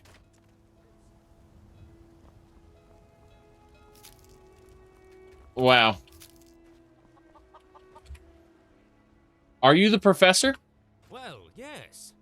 Who wants to know? Auryen sent me to find you. Oh, yes. That old bookworm up to his old games again. Well, what does old Auryen have to say? He still has the Relic Hunter job to fill? No, actually, I'm the Relic Hunter. I have another proposal for you. Well, go on then. I'm listening. Yes. Was gonna say that, this is the Explorers Guild. Well, that all sounds fine and dandy, but what makes Auryen think I want to be involved? Who says I don't have a mod that changes the way half of Skyrim looks? Well, you don't. No surprise. You're honestly not quite what I expected. Oh, come on now. I didn't say I wasn't interested. Just having a bit of fun with you. And what's wrong with my appearance? I am a field archaeologist after all. I spent most of my time in caves and ruins digging in the dirt. Auryen has to get all gussied up to deal with bureaucrats and fancily dressed merchants. I don't have to deal with those concerns, so why bother putting on airs? It's true. Yes, I am very interested. It's true. It would be nice to work with Auryen again. It's been about 30 years or so. Dear me, time flies when you are a mer. Time flies when you're a chicken. Time flies. What even? What even? Thanks for coming and finding me. I look forward to working with you in the future, my friend. I'll head to the museum and pay Auryen a visit. He is pretty quiet, I agree. His voice acting is lower than, say, hers. But we're not talking to her right now. Once I've made enough money trading with the Khajiit caravans, I'm going to buy the bannered mare from Hulda. Well, that's cute. Goodbye. Farewell. Are you in your second rotation around the city? What's wrong with you? Do you just walk around the city all day long? Sometimes I miss the soldier's life, but when I hold my daughter in my arms, I know I made the right choice. Yeah, he just walks around the city in circles all day long. Let's go check out the back here. There should be a beehive and some other stuff we can harvest. Yep. Eggs. Shiny trinkets for your good lady. For your good lady. He exists in Skyrim, that's what's wrong with him. Perhaps. Perhaps this is true. East Empire Company crates. There's some lootables over here. Harvest the wheat. Steal it.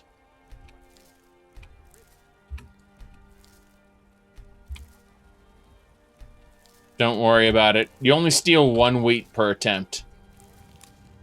So, we wanted to steal 5 or 6 wheats total.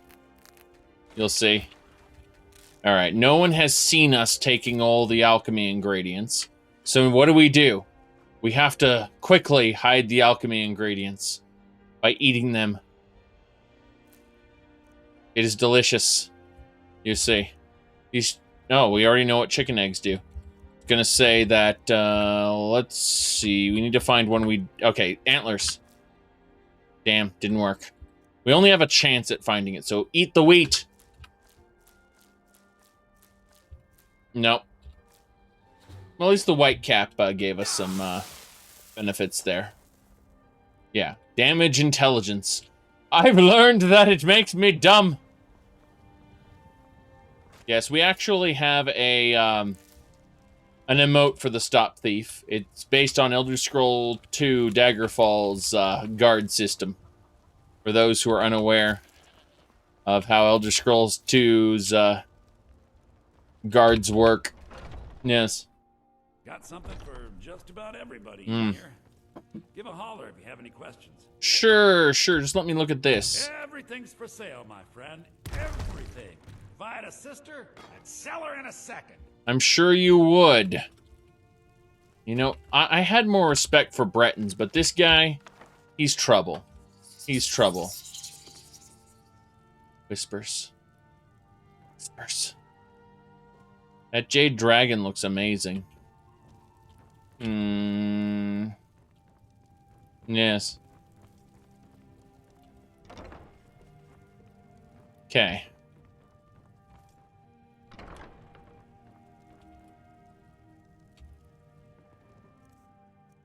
There is really not... Oh, wait. I need the quill and the paper, actually. Come to think of it. The real Baron Zaya. Okay, so he'll try to come up here. He should. Usually. Is he not bothering? You just knew where I was. Don't even think about it. You knew where I was? I assure you, I'm prepared to make any deal. Ah. So, he knew exactly where I was, even though he wasn't walking up to me. It was interesting. So he just kind of, I'm wondering if he sees me through the floorboards, and that's why he isn't moving. So he just kind of waits here. I can tell you're a discriminating customer. Perhaps you're a wealthy one, too. Yeah, I'm looking at this. The golden urn, the painting. All this stuff. I mean, what have you got for sale? You just let me know what you need. Some may call this junk. Me, I call them treasures. Right. All right, how much do you want for the golden urn? Wait, 1 septum? Fine. I'll buy it. There we go. What about that, that dragon? Hold on. All right, that jade dragon, you want 91,000. It's funny, I got a golden urn for a single septum, but the jade dragon is 91,000. I can't afford this. I'm sorry. I mean, I saw a deal for the urn. I'm happy to take it, but what even? I mean, I suppose I can just take the adept hunting knife as well. Wait, does he have a Dwemer hunting knife? Oh god, that Dwemer hunting knife is too much. But the bound knife isn't worth anything. So we'll just take the master bound hunting knife. Fine. We'll take that, thanks. Good. Do come back. Yes. Said 7 houses in value. Actually, Proudspire Manor is, I think, worth 50,000 septums currently. Something like that. Yeah. Let me see here. I know that this is worth 25,000 Breeze Home here. So yeah, that was really weird, this whole situation. I don't know what to say about it other than LOL. I'm just contemplating. We got the urn. We got the bound hunting knife. Wait, yeah. Okay, we need to favorite that so we don't accidentally miss it. Because this is superior at skinning, harvesting, and butchering carcasses. So, definitely want that. Give me water bottles, please. Thanks, game. So, I like how it just generates bottles. Should technically fill bottles, but this isn't Fallout 4. God, I want that water bottle recycling mod for Fallout 4. I mean, I actually did, by the way. I did set up Fallout 4 with Mod Organizer 2 in Linux. So that's going to be my next big project, is setting up a small but fun for me Horizon Survival loadout. I'm planning on doing that in the near future. But first I wanted to test Mod Organizer 2 in Linux on Skyrim, and I did successfully. So we're probably going to do the same thing with Oblivion and New Vegas. You notice that Morrowind is using the OpenMW engine, Daggerfall is using Unity, so that's good. Said Fallout 2. Fallout 2 isn't my type of game, but I definitely think the story is better than anything else in the Fallout series.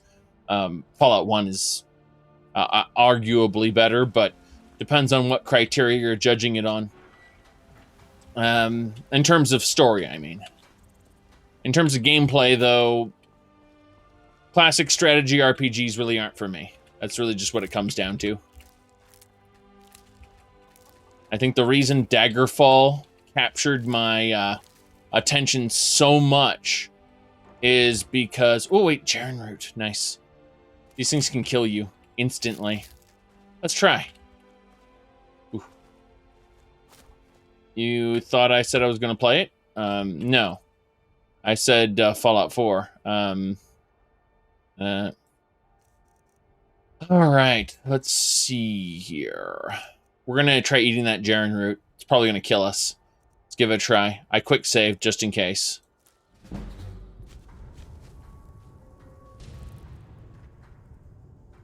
Eat Jaren Root, die instantly. Yes. I told you. I told you. Depending on your mod loadout, it's either Canis Root or Jaren Root. That's fatal. And we found out which. We found out which. Yes. Mm-hmm.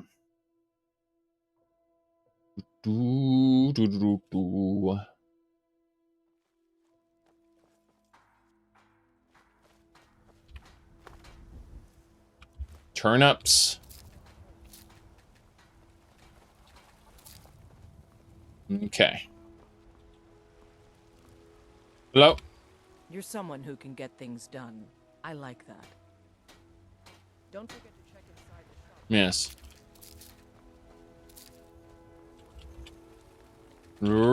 Radio.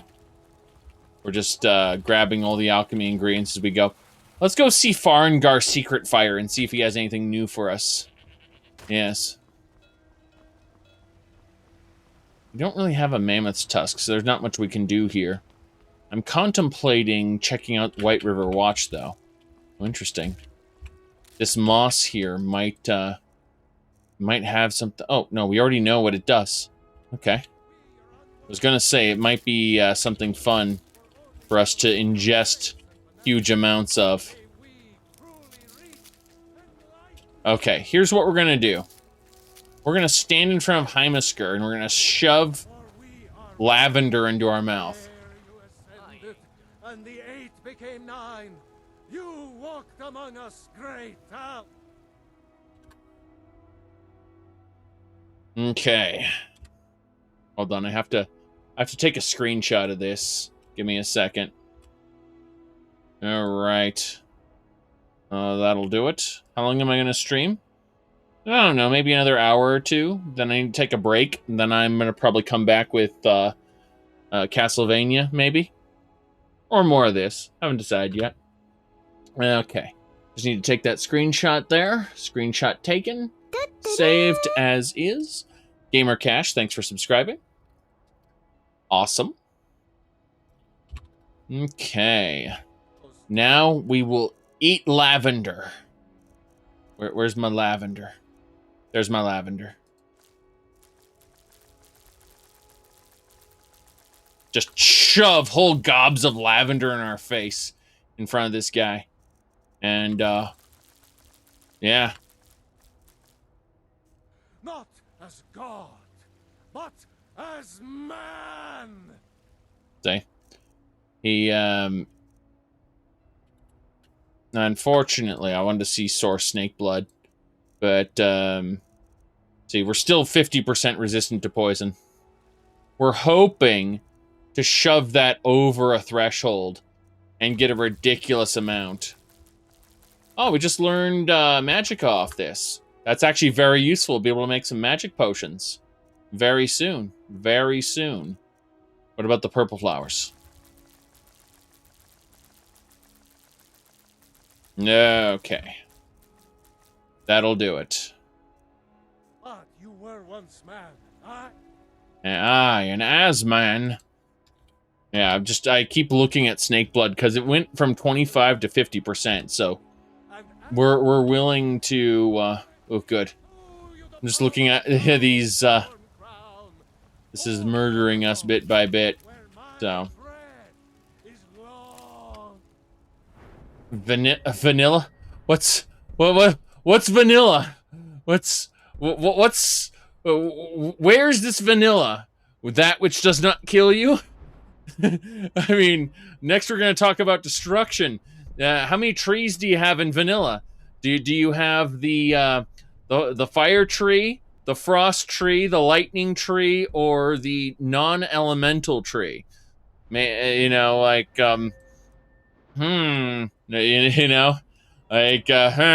let's look at one-handed. Do you remember in vanilla when you had a tree for each weapon type? Yes, exactly. Very important. Right, you got your daggers, you got your swords. You got your maces, and you got your axes. Yes. What's this one? That one's just power attacks. Yes. Trees on top of trees, exactly. So I'm like, what's vanilla again? It's not even Ordinator. It's a mixture of Ordinator and some other stuff through compatibility patches. So, yes. Oh, boy. Because Ordinator has this shape of tree for alchemy, but the actual perks are different. That's because this uses the perks of, what is it called? The Alchemy Overhaul combined. So, yes. Tree-on-tree action, you said? Yeah, something like that. We're actually going to finish harvesting all the ingredients we can, and then we'll probably be heading into the palace to talk to Farengar Secret Fire. These Nordic barnacles are very important. Some of these fish can't be harvested, apparently. They are extra resistant to harvesting. This skeleton has septums. I was hoping for bone meal. Hoping for many different things that will not come to pass, sadly. But it's okay. I was hoping for the fish to be harvested. So, we got the Nordic barnacles. That's good. Is there anything else we need down here? I still remember when barnacles... Wait. The fish needs to be attacked from above, you said? No. Just for an instant, the fish became visible. I don't know what's happening anymore. Okay.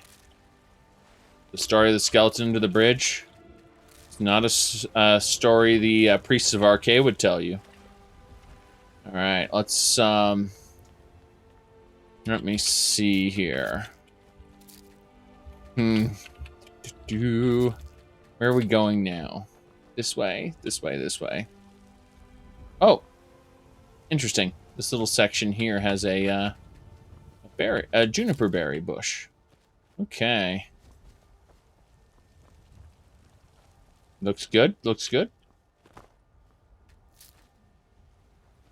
I am using an NVIDIA 2060 Super. Yes. I was going to say, and I'm running KDE Neon Linux. And, yeah, it's working pretty good.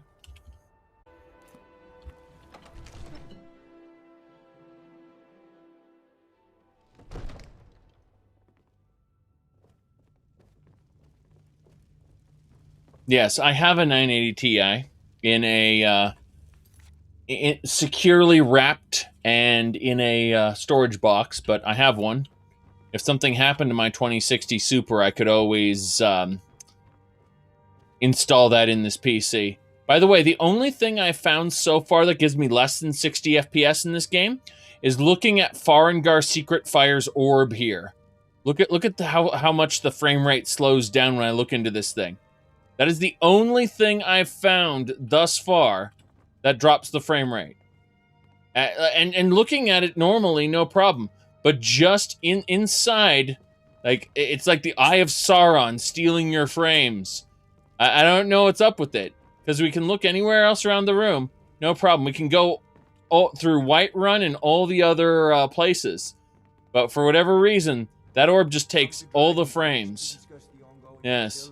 Like the rest of the great warriors. Yeah, the candles are fine. But then we look at the orb and the frames get lost. Yes. Hey, Farengar, let's talk. It seems this damnable conflict has claimed everyone's passions of late. Me? I prefer my books and my spells. What do you got for sale? I had you figured for a mage. I think you'll appreciate this. Yeah, well, we got JK Skyrim and Dawn of Skyrim combined with many a compatibility patch. Yes. Okay. Using a 2060 Super or a 2060 Super?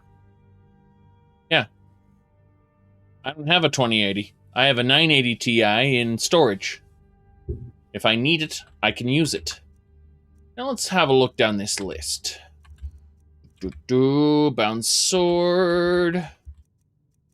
Chain lightning. That's an AoE attack. That's... You're going to charge me $13,000 for that? No, thanks. I can only afford the cheap stuff. Like the churro when it's, oh. Jeez. It's summoned under the control of the killer. That's terrible. Yes. Alright. Anything else? Creeping Cold. Electrosphere. $14,000. Can't afford that. Mm-hmm. Yes, I have a 980 Ti indeed. It's, let me see here. You tried Dawn of Skyrim. You don't know which one dragged it down, one or the other, maybe both. I mean, here's the thing, though. With my current loadout, Skyrim doesn't take that many resources. Let me open up K-Sysguard here. Alright, so, according to this, if we... look at, hold on. Let me set this up here so you can just see. Okay, this is all you really need to know. Look at this. Look at Skyrim Special Edition here. Look at the resource, the CPU usage. Okay. God. Look at it. It's nothing. Skyrim is nothing!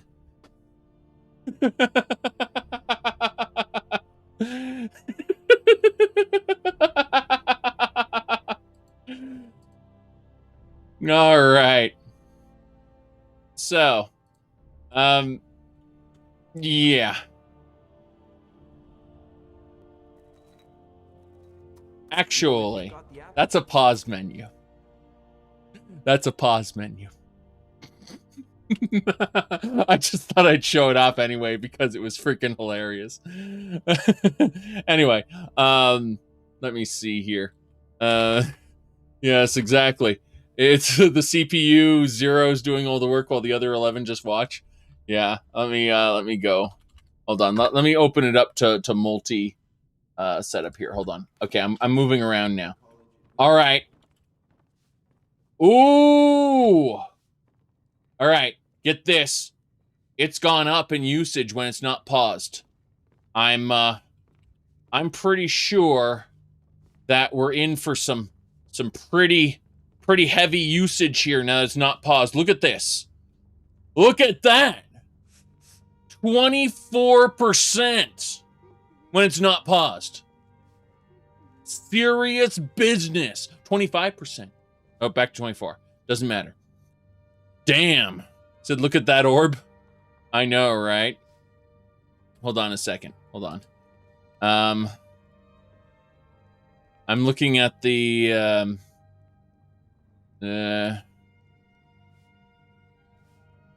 Yeah. Ooh. Yeah. Looking at the orb. Hold on. Looking at it now. Huh. Apparently, the CPU usage goes down when I'm looking at the orb and the frame rate drops. It's actually using less of the CPU when it's getting the lower frame rate.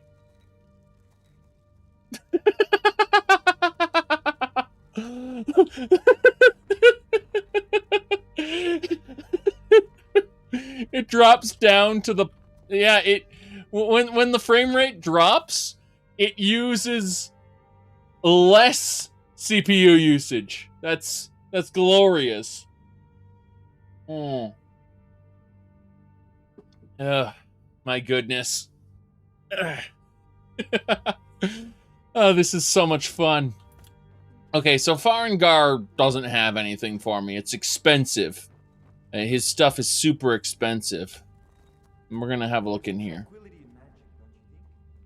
Simply energy to be harnessed by those with the will and Take a look. Knowledge, yes. A GPU black hole. Yeah, I have a feeling that most likely the GPU is getting the lion's share of this. Hold on. Let's see about Lightning Cloak. 11,000, can't afford it. I mean, we can afford a Kato's Recital. That would let me cast up to 5 spells at once. I'm sure I could crash the game. Just starting combat and immediately casting 5 spells. I think we'll go without a Kato's Recital, to be honest. We have the Altmer thing anyway. Stoneflesh, we might be able to upgrade to a higher class, though. That might be good. No, yeah. We're not going to do that. Remember, your mind is the best weapon you have. We already have 2 spells on autocast, thanks to our Altmer contingency. So, we definitely don't want that many there. Alright, let's just go ahead and... bam. Good. So... Okay. Good enough? Do. Your very lives. Yes. Okay, I don't think there's anything else we need to do here right now. We got the guy. So I'm thinking we'll go look at the board here. Have I already modded this game? Not Skyrim, no. I have done map making and basic mods in Doom. I've done full-on Quake C scripting in Quake, and then various things to different degrees in Half-Life and Unreal Tournament. Yes. But Skyrim modding seems like it's a lot more work for the amount of return, I suppose. Especially looking at the creation kit. I've downloaded the creation kit, I've looked at it, and I said, for the kind of return you get, it requires a lot of work. And I appreciate the kind of work that the mod developers put into it. But I read it on the internet that this creation kit has a few bugs. I read on the internet that our games have had a few bugs. Okay. Lars is such a milk drinker sometimes. I hate boys. Right. Okay, then, let's check the missive board. What have we got? Collect petty soul gems, deliver a potion to Riverwood, deliver a weapon to Rorikstead. You know, we'll deliver a potion to Riverwood. I can go do that. And then we can head on through... Where's our next person we need to get? Actually, they're not in Riverwood at all. No, none of these missives are going in the correct direction. We gotta go kill a bandit leader at the Halted Stream camp and move on up to recruit around anyway. So let's head north and regret everything. Yes. Divine's smile. Yes. Violet doesn't have anything to say, does she? Have you seen that shrine of Azura? They say the Dark Elves built it after they fled from Morrowind. Sight to see. Indeed. Okay then. Don't care. But yes, we're leaving.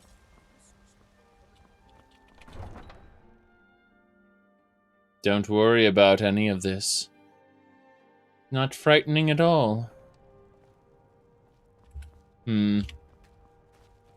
Yes. Gonna quick save before we go across the bridge, just in case. Alright. We're going to exit the town by jumping down this after grabbing mushrooms, because mushrooms are an important alchemical resource. We are then gonna probably kill as many enemies as we can along the way here. I'm contemplating checking out that little section which usually have bandits, but we're gonna ignore that because we're gonna have plenty of bandits over in this area here. Yes. And we got enemies. We got a Dark Naga. So we're going to actually summon forth a skeleton warrior. It's Apprentice, not what's about the Atronach? That's Apprentice as well. Yeah, let's do the skeleton warrior. Good. Then we need to summon our allies as quickly as possible. Yes. To be careful, I don't want to mess this up. I'm going to wait for just a moment. The Dark Naga is taking hits. We should be fine, though. Yeah, I'm not trying to hit you. The Dark Naga is being extra annoying. Oh god, I'm taking damage. A woof. Okay, the extra... a wildcat.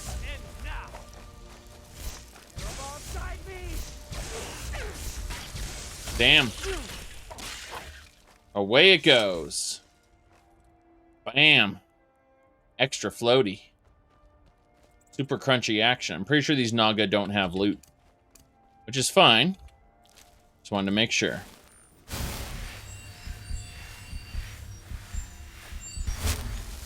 They need to be taken care of, though. Always and forever. Alright, we're going to equip this ridiculous dagger. Don't think it needs to be equipped, but looks fancy. So we're going to harvest this. Yes. We got 5 wolf livers and 4 wolf eyes. I love it. We were able to do a perfect duplication using the Amulet of the Pink Moon. Yes. The Amulet of the Pink Moon makes it unusually bountiful. Yes. This wildcat, we're going to attempt to use taxonomy to convince the game that this wildcat is actually a saber cat. It's an animal. It's a saber cat.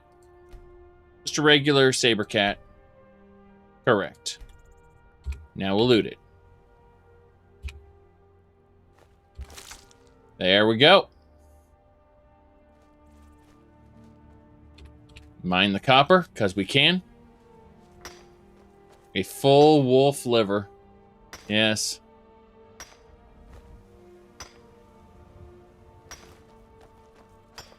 Superb animal bones. That's some real hunting. Yes.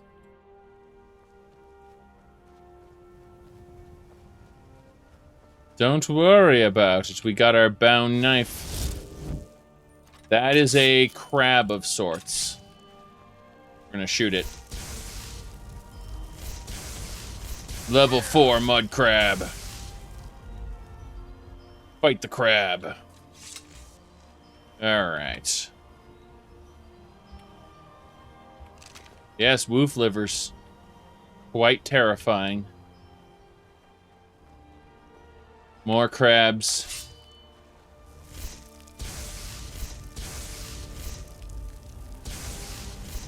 Come on. I can't tell you what I do and don't have. I know I have 440 plus plugins that I put together myself. But, you'll have to look at the mod list. Alright.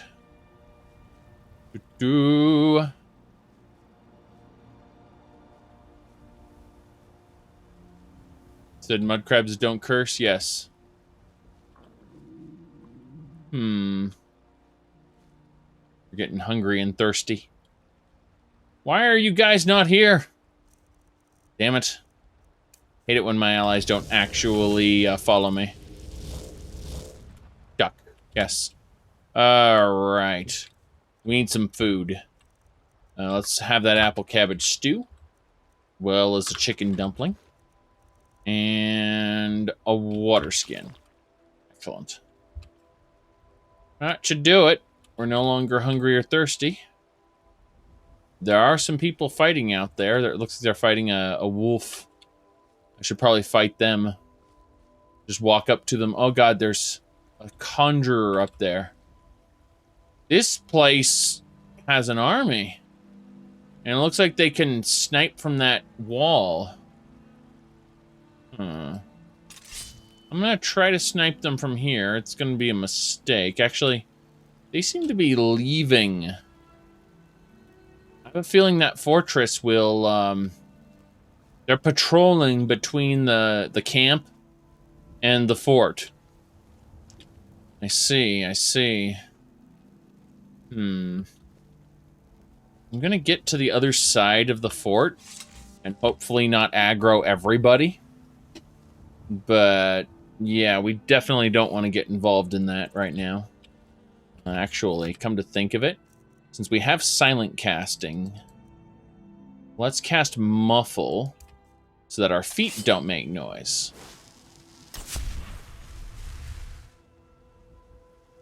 There was an explosion.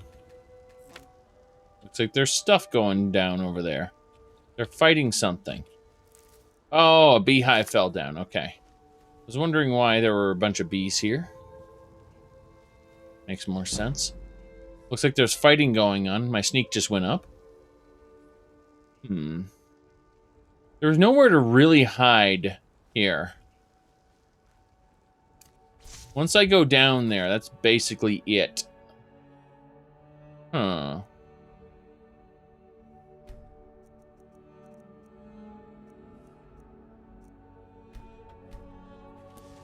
Speaking of which, how far are we in this? 32 hours. Oh boy.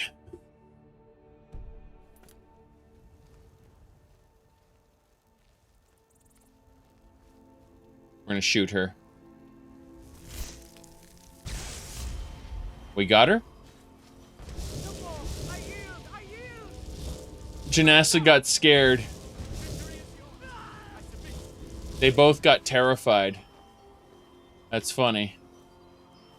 Okay.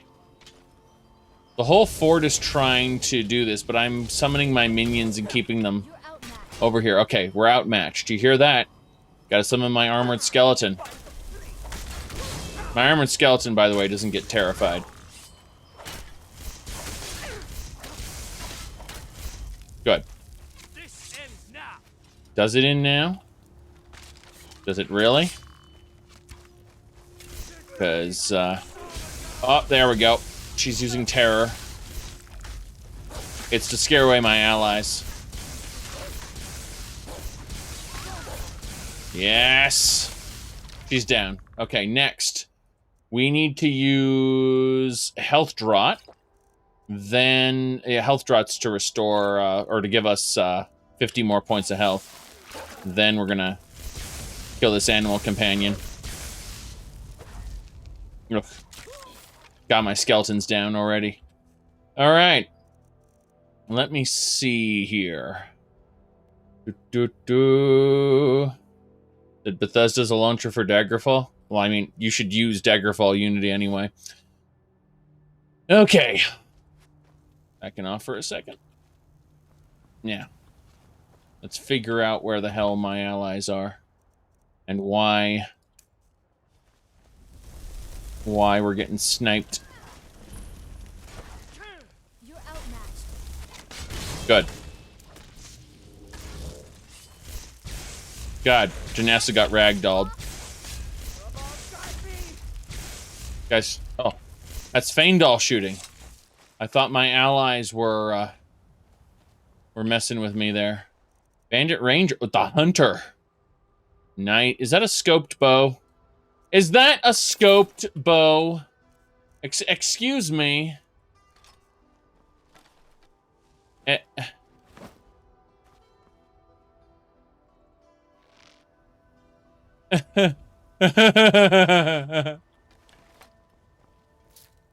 like to play the original sometimes? I mean, that's fine. I played the original for a few years. I mean, as soon as Unity became viable, I basically said goodbye to the original. Because I'd played the original enough. God, you're bleeding! There we go. Look at all those people fighting and all that stuff there. Kinda crazy. Yeah.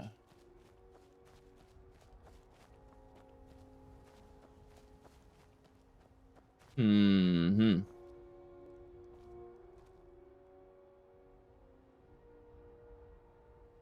No. I'll be calling it Draught forever. What you want me to say is draft. And I'll never say that. Alright. Good, good, good. Doo-doo.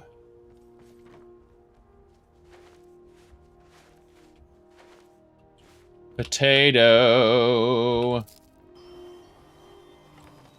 Ah, crap. All the bandits are aware of us. Just gonna sneak down here. Don't go after them. They nearly did. We convinced them other... Oh, I was gonna say we convinced them otherwise, but they really want to go fight these guys. So I'm just gonna back up for a second. All right, come through here. Better. Miss Chainmail. Okay. Let's summon our skeleton warrior here.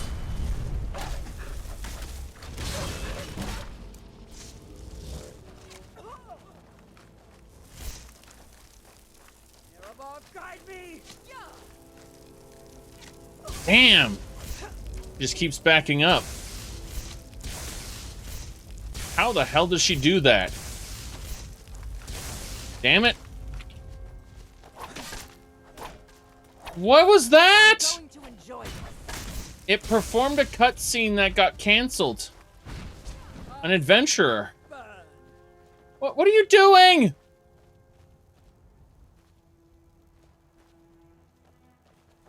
Oh God. Excuse me. You can't be an adventurer anymore. Afternoon. I see that arrow there. Need something? In fact, you really can't be an adventurer anymore. I think you're working with the bandits. Oh God, you're stronger than I thought.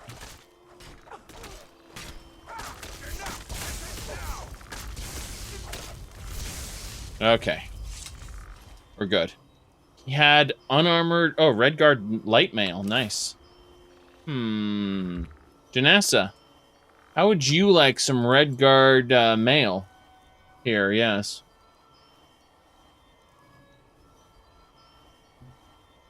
I mean, that's like calling Chitin Chitin.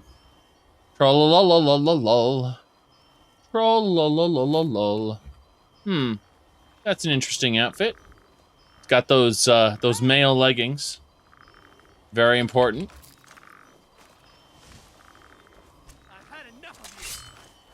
Enough of who? What are we fighting? The hell was she doing there? Okay. Bandit Ranger was hiding, waiting for the appropriate moment to strike. Interesting. Yes.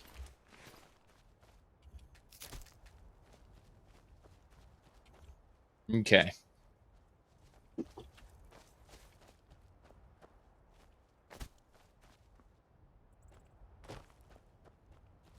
I'm joking, of course, by the way. I absolutely am willing to pronounce it chitin. It's just draft is the hill I've decided to die on.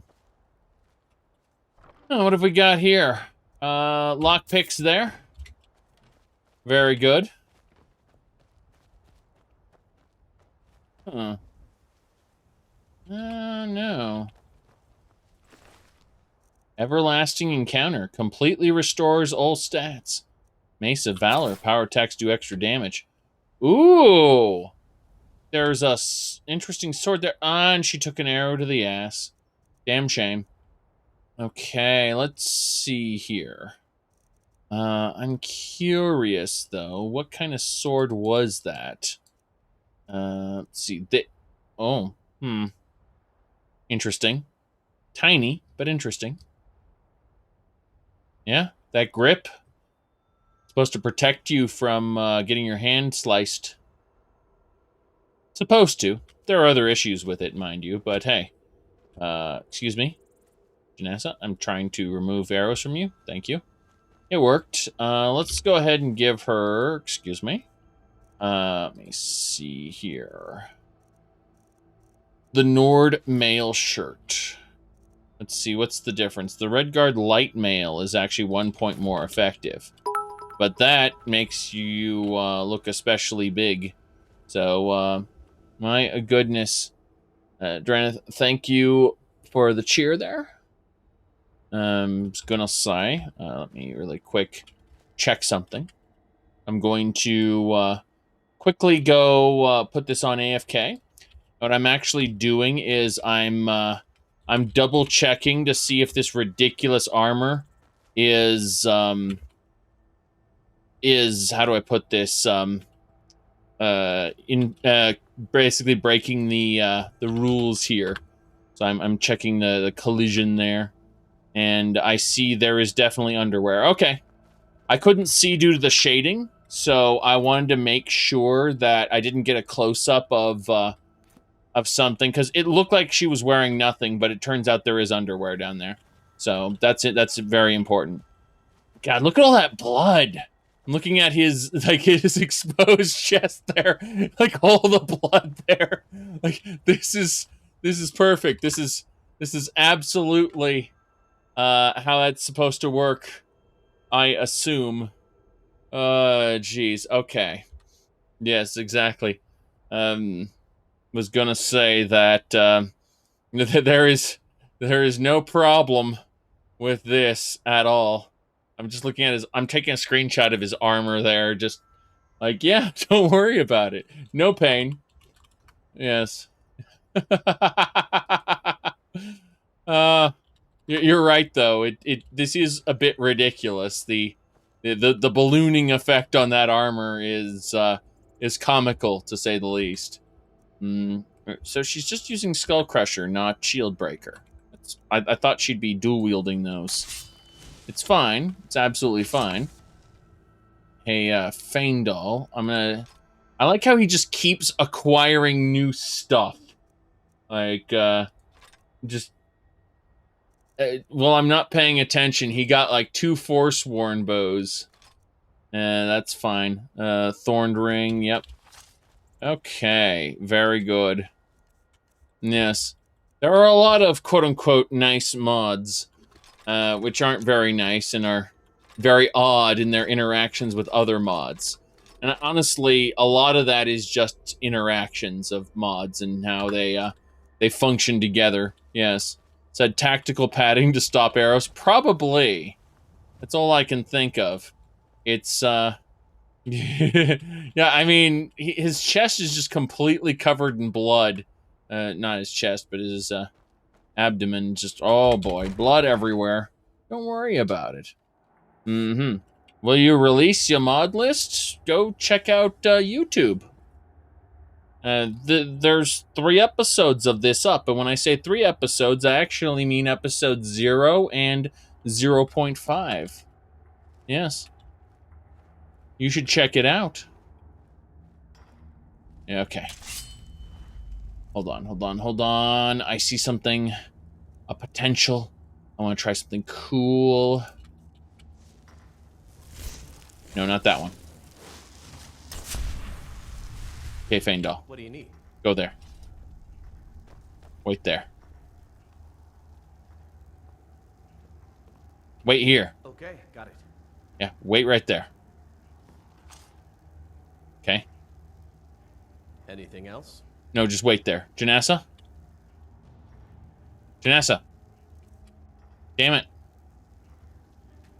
Hold on. Supposed to be able to target her from a distance. And then it's... Okay. I'm just going to tell her to wait with the command then. Good. And he's waiting. See what I'm going to do. Checking... Yeah, that's fine. I can do it. I have to believe in myself. Here we go. Bam! Instant kill. Very good. Oh, Colovian composite bow. That's good stuff. Alright, everyone. When I say everyone, I mean you. Yeah. Apparently, I have to tell them specifically to go ahead and say, follow me. Then follow me. Yes. Good. These ore veins and stuff I'll mine a little later on. Mammoth tusk. Who needs a mammoth tusk? Was it a certain young lady in Whiterun, I believe? No big deal. We're just going to grab all this stuff. Except the key. No, we want to pick this lock. We want to get our lock picking up. And that won't work. Is online an add-on for Skyrim? The video game, Elder Scrolls Online, is actually an MMORPG that has nothing to do with Skyrim. Set hundreds of years before Skyrim. And, actually nothing like it in terms of gameplay. Yes.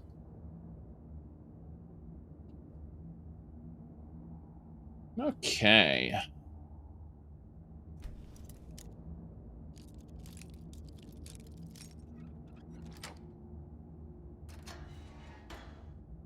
Good. We opened it.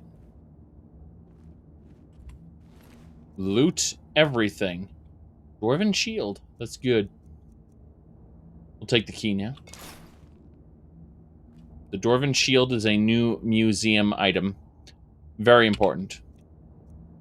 We will have to tell Fandal to take all the junk, though. We have too much of it. Whoops. I was taking all the junk by accident. Okay. It's okay, we're doing just fine. Yeah. Let's see here. There are DLCs for Skyrim. Don't buy Skyrim. Buy Skyrim Special Edition. It comes with all the DLCs. Yep. Skyrim Special Edition's at a point in time now where you just can have all the DLCs. Comes with the game. Yep. Okay. Let's see here. Give me a second. Right. As I was saying, we need to give her all this stuff. Important, though. You say you're new to Skyrim Special Edition. You have to understand, or new to Skyrim. You have to understand something. My game will look nothing like yours in terms of gameplay and what you're doing. And that's because I'm running with 440 mods. Very, very different game. So, this is not a good example of what the vanilla experience is like. Now, we want to recast Muffle before we go down. With any luck... Someone asked earlier what's Ghost Walk, invisible for 14 seconds, and then you teleport back to where it was cast when it ends. Okay. I'm gonna try to use Fury on one of these guys, if possible.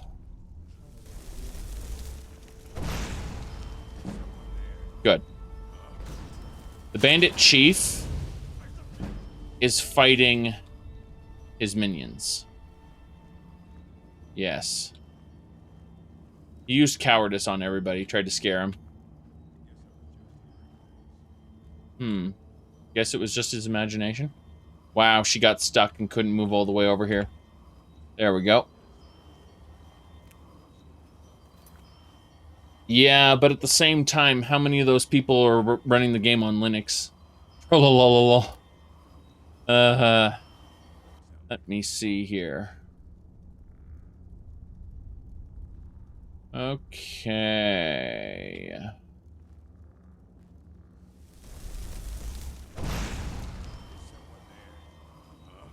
Is someone there? So he tried yielding. I'm looking at this. They aren't fighting each other. He just casts a fear spell on everyone and calls it a day. It's really weird.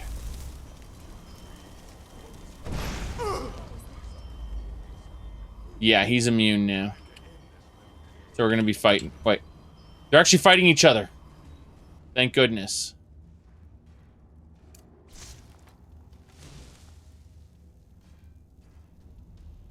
Ugh. Interesting. So the ally keeps terrifying him, which cancels the effect.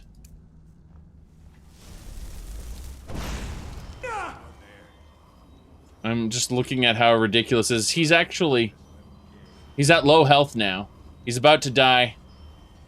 Here we go. Here we go. And he's dead! We cleared the camp! Technically, we didn't clear it. We just killed the bandit leader. We got his own minions to kill him. Oh, that is glorious. We frenzied the leader and had his allies kill him.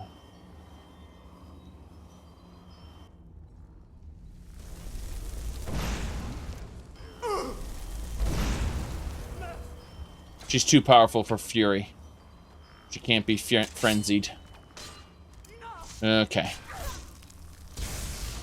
Oh, it scared Janassa. She got scared. Okay. We're going to switch it up. We're going to summon our own skeleton warrior. That's fine. And we need to put her down. Make her stop. Good. She's done. Everyone's gone. Good. Skyrim Together isn't ready yet. I've seen people playing it. I've seen people crashing in it. I've seen it breaking gloriously. I've seen dragons not being synchronized and other things. Skyrim Together isn't ready. That said, maybe someday.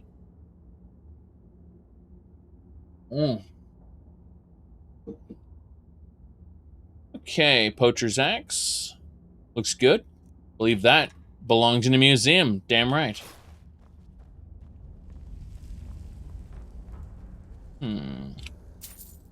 Preceptums.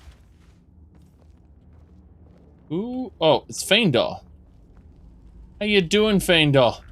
I was confused for a second. I didn't know what was going on.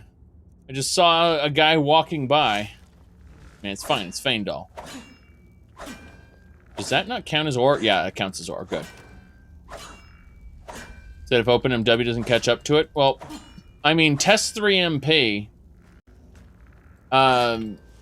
works. It's just it has a few issues that need to be ironed out. It has active servers that people are playing on right now. It's just that you know, it's still best for small games, not creating some sort of pseudo MMORPG. We're just gonna hit use on this one. Yeah, there we go.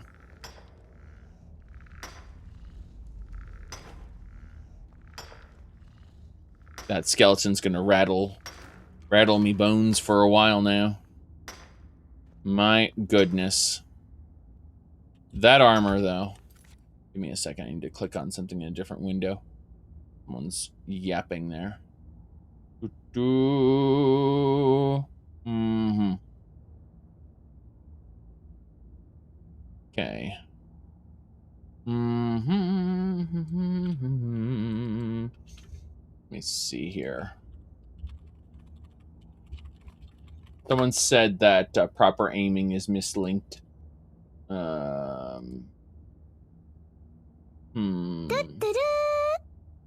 My goodness.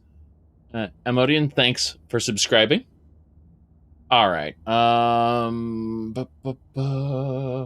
have to deal with that some other time. I can't do it right now. All right. You said Linux is good for gaming over Windows. Yes. Correct. Linux is absolutely good for gaming.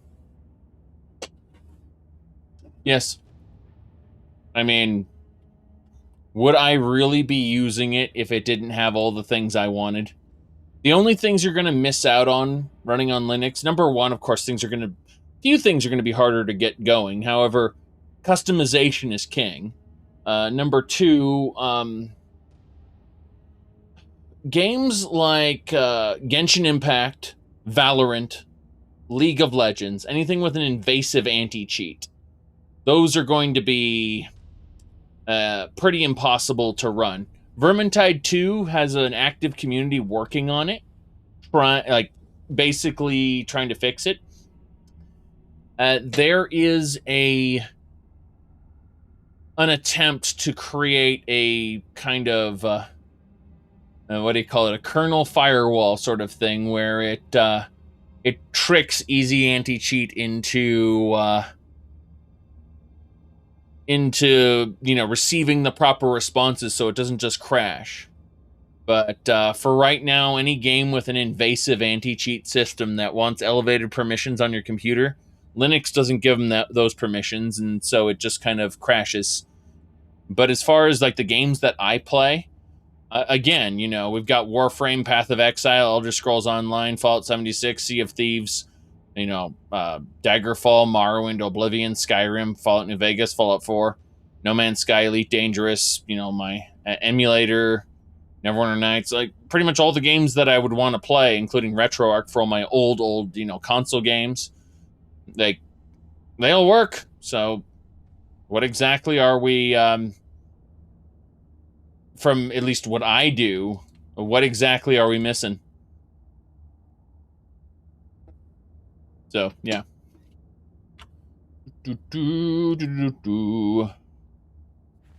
Okay.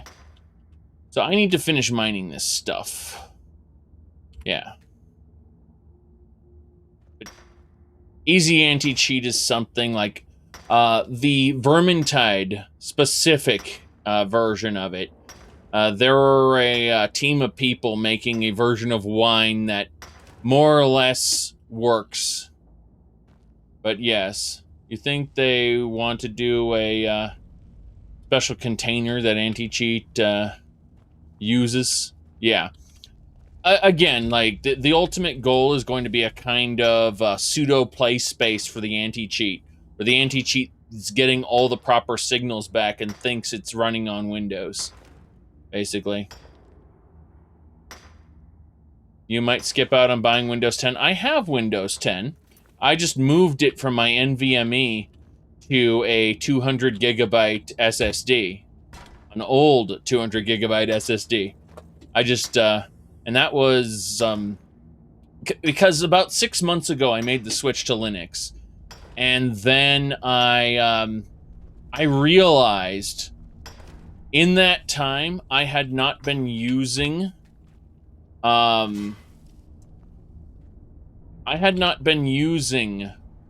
Windows that entire time. So what ended up happening was my NVMe was just kind of sitting there and not being used. And I got quite annoyed at that. That's why I recently installed KDE Neon on it. It's because I have this really good Sony NVMe drive that just kind of wasn't being put to any kind of a use. Sony? Samsung.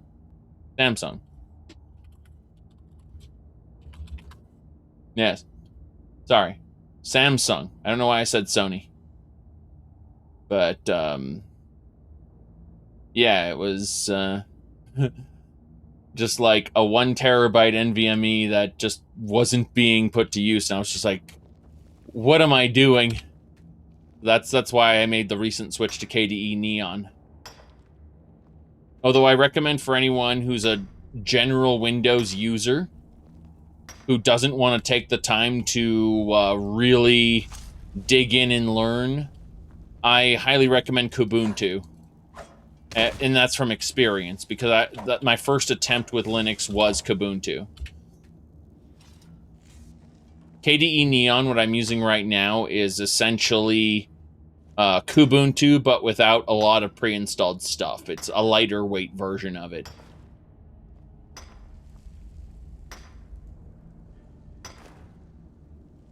Yes.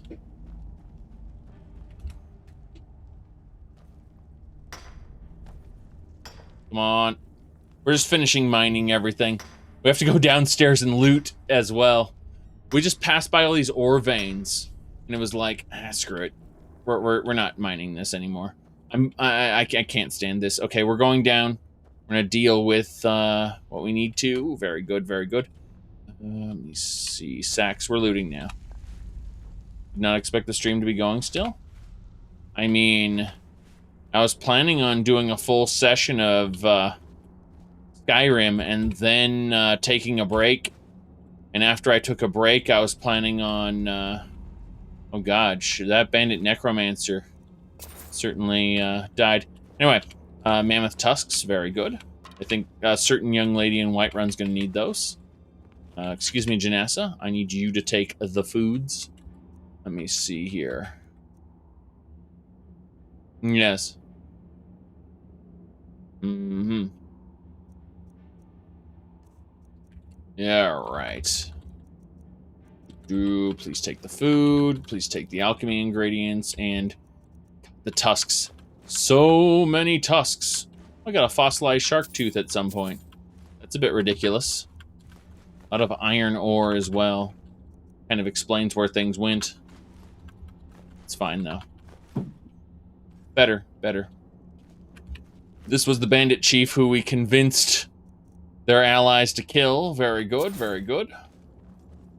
A dwarven quarterstaff. Anything else we need around here?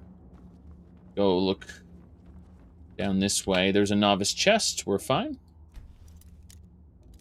Said Windows updated recently and it completely destroyed your sound drivers. I understand. I really do. Let me see. Alright, so interestingly enough, my system right now doesn't update automatically at all. What I have to do is I run this thing called Discover, and it will tell me if things are up to date. And, you know, I'll get a list of programs and packages that need updating. But if I want to roll back to an older version of a package, I can easily do that. You could never get your sound drivers to work on Linux. First of all, driver support has come a long way in the past couple years. I highly recommend giving it another try. However, Pulse Audio, which is the principal sound program, is also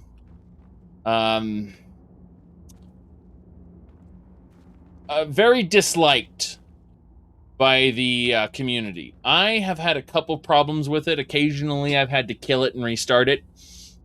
But that's only when mucking around with the insides of it. It has, for the most part, worked. However, I know now, you know, after having mucked around with it and having to kill it and restart it a couple times, I know why people who really like digging into the nuts and bolts of this hate it with a passion. Anyway, let me see here. Disaster there. Very good. Mm-hmm. Still looking. Ooh, yeah, take the iron sword. Iron is good. Anything else around here? Oh! The Ransom. That's a new book. It belongs in a museum. Biography of Baron Zaya 3. That belongs in a museum. Very good. Some iron ore to pick up. I don't see anything else I need right now, so let's go in the treasure chest. Alright, Carta Draconis. Dwarven Gauntlets. Necklace of the Assassin. Sneak attacks do 11% more damage. That's an interesting enchantment. Okay. All those sacks are empty except one, which had flour in it. Terrible. Wait, can I really mine that? Okay. That's fine. So much to mine, so much ore. I mean, it makes sense. It really does. Oh,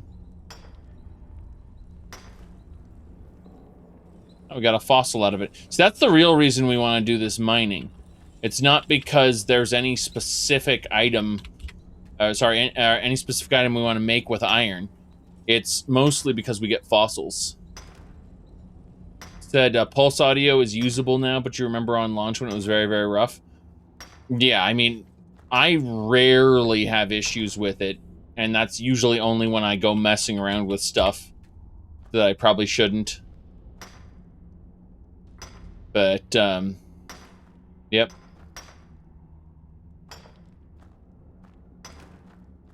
He said, Windows is significantly less work to get things working for the average person. I agree. No, I agree completely.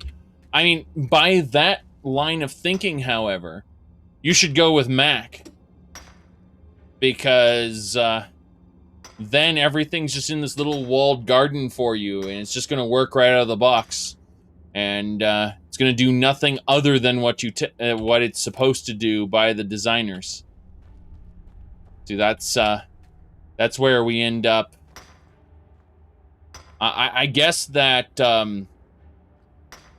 Kubuntu/KDE, basically the oh, we got a starship fish fossil, nice.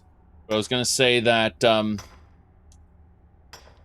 I prefer customization more than anything else.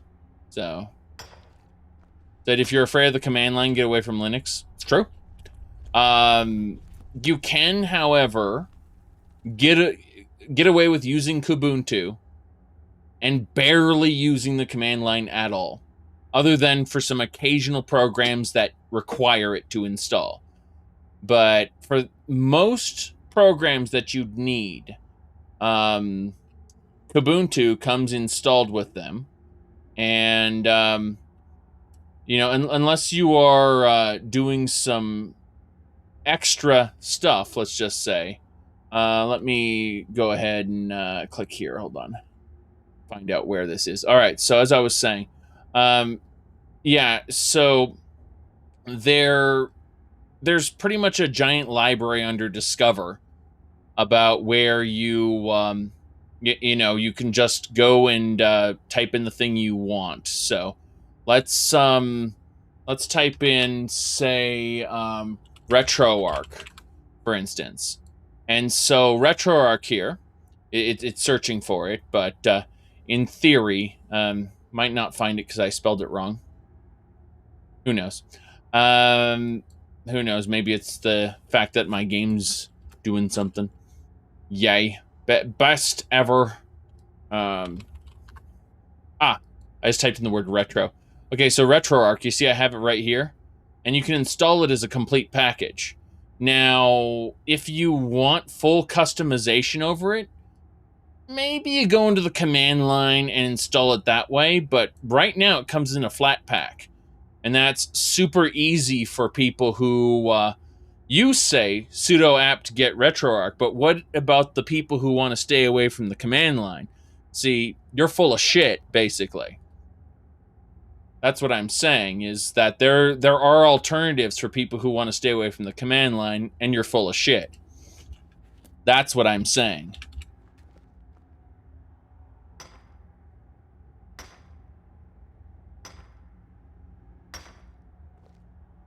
Now, I don't recommend either solution because... Whoop, I got hurt.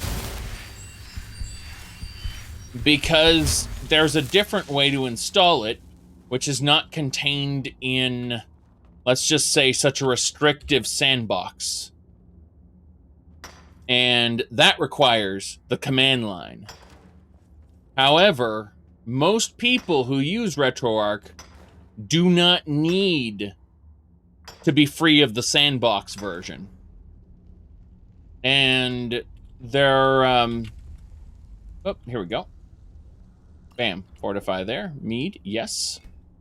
Different distros have different package managers. Of course, I use Muon for the most part as my package manager, not Discover. I was just showing Discover because it's the easiest thing for random people who use Windows to understand. Yes. Come on. We're in a mine, and we're mining. Very exciting, top-tier gameplay. Jeez. Might as well grab that arrow. I like how most of these food sacks are just completely empty. God damn it. I got pushed out of that one there. Mm-hmm. Good enough. But yeah. My reason for showing Discover wasn't to say this is what all package managers are like. My point of showing Discover was this is easy for people to pick up who only know Windows. I don't even use Discover most of the time. Yes. Has being able to mine using a pickaxe as a weapon been removed? Well, it's very difficult to look down at the ground and mine this, as opposed to, you can mine the walls easily. You can mine the ceiling easily. But looking straight down, you'd be surprised how often it just outright fails to hit your target. And so you're sitting there swinging your axe at the ground and it's not doing anything. So it's best to just kind of do auto attack, you know, or do the auto animation and read the chat while it's doing the animation. Good. No reboots or anything? I mean, yeah, but you'd be surprised how many people, I was going to say, are adverse to the command line, which is why, again, I talk about that as an alternative. Yep. Ooh. Yeah, I am allergic to rolling updates. They are why I specifically got rid of Windows in the first place. Like, the rolling updates of Windows were the straw that broke the camel's back. So, Arch is basically poison to me. I mean, I know you can absolutely lock it in if you want, but that defeats kind of the purpose there of having a rolling update operating system in the first place. Okay, I'm double checking to make sure we aren't missing anything.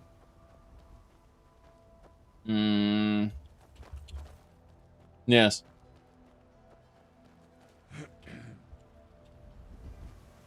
We're gonna have a look up here. We're going for the pillar. Then we're gonna move along and head to the Lorius farm. And start heading up. Yes.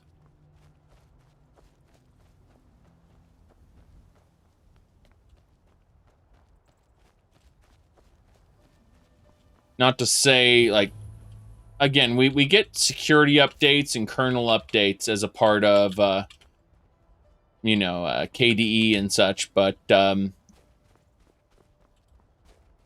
it's, how do I put this? Oh, hold on. Using repositories, that gets far more testing. Yes, yes. Ooh, sorry, getting distracted. Okay. We got to the pillar there. We're going to keep going. I don't know what this is. This looks like a quest dungeon. I assume it's the Whirlwind Shout quest. No, this isn't a dungeon at all. This is a... There might be a dungeon, but there's a treasure chest here, just sitting here. With steel gauntlets in it. And 37 septums and lockpicks. Okay. Okay.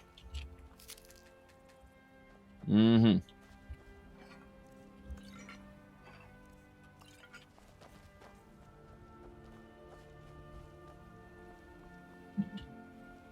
Don't you want to use Gen 2 where everything's compiled from source?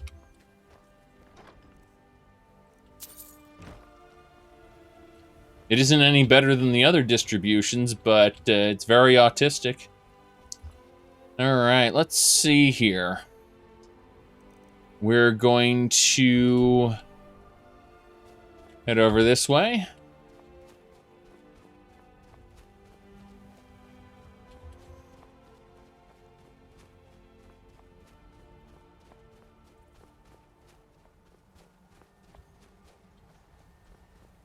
A lot of snow.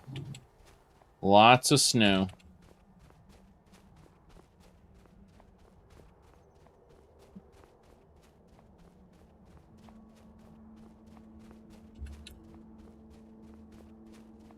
Well, I mean, you said it's the best description you've heard is autistic. You don't understand. Like, go watch Ghost in the Shell when they talk about putting their cyber brains in autistic mode. It's very, very separate. It's it's very it stands on its own as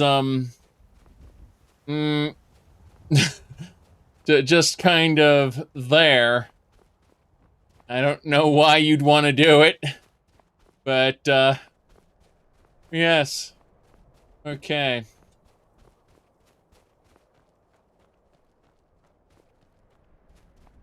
Ooh. Ah, look at that tower there. Shame we don't have the sphere that goes in the slot. Uh-oh, I hear something. I heard something over here. There's some copper to mine. Let's go do that. Yes.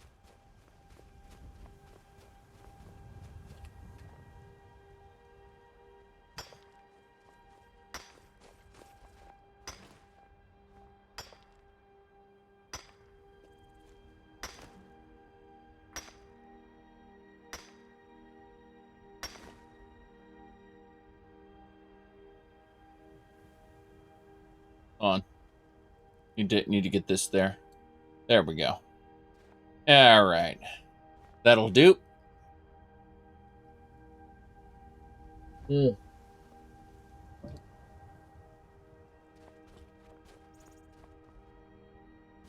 enough.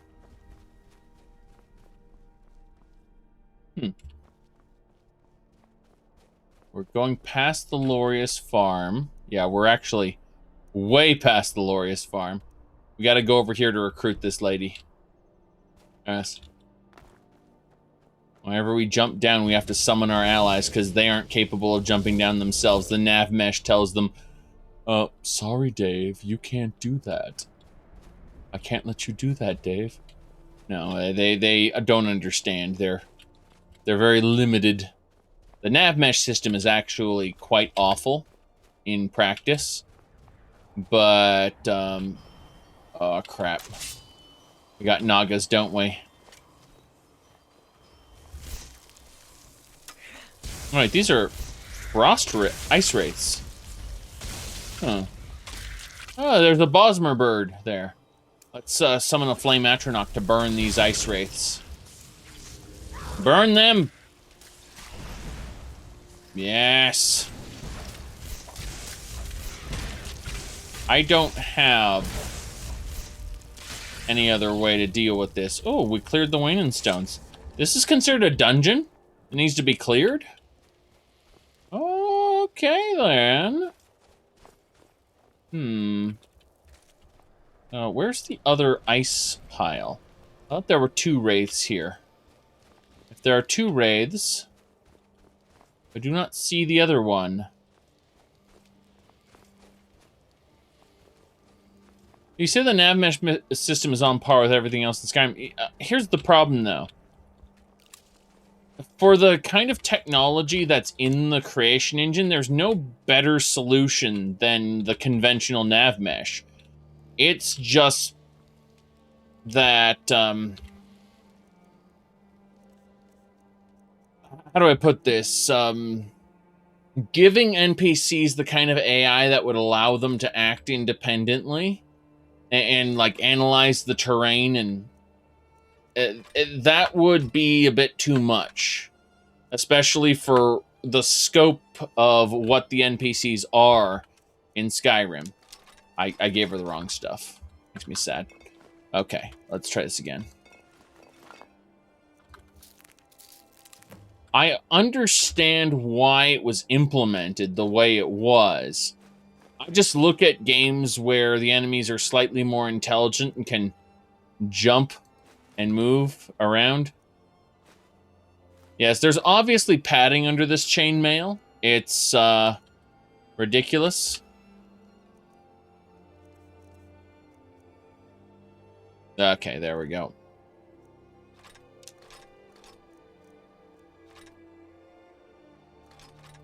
Just give them all agility. What could go wrong? Oh no. Alright. Yes. Super padding. What can I say? Howdy, Penguin. Good to see ya. That's a shrine of Talos. We don't worship Talos. We are a high elf. Yes. We don't worship the inferior gods of men when we can help it. Now, let's see. We have to go and recruit this lady over here. Yeah, very important.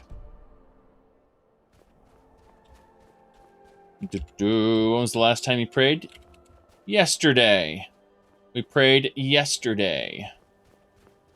We will have to pray again, just not at that shrine.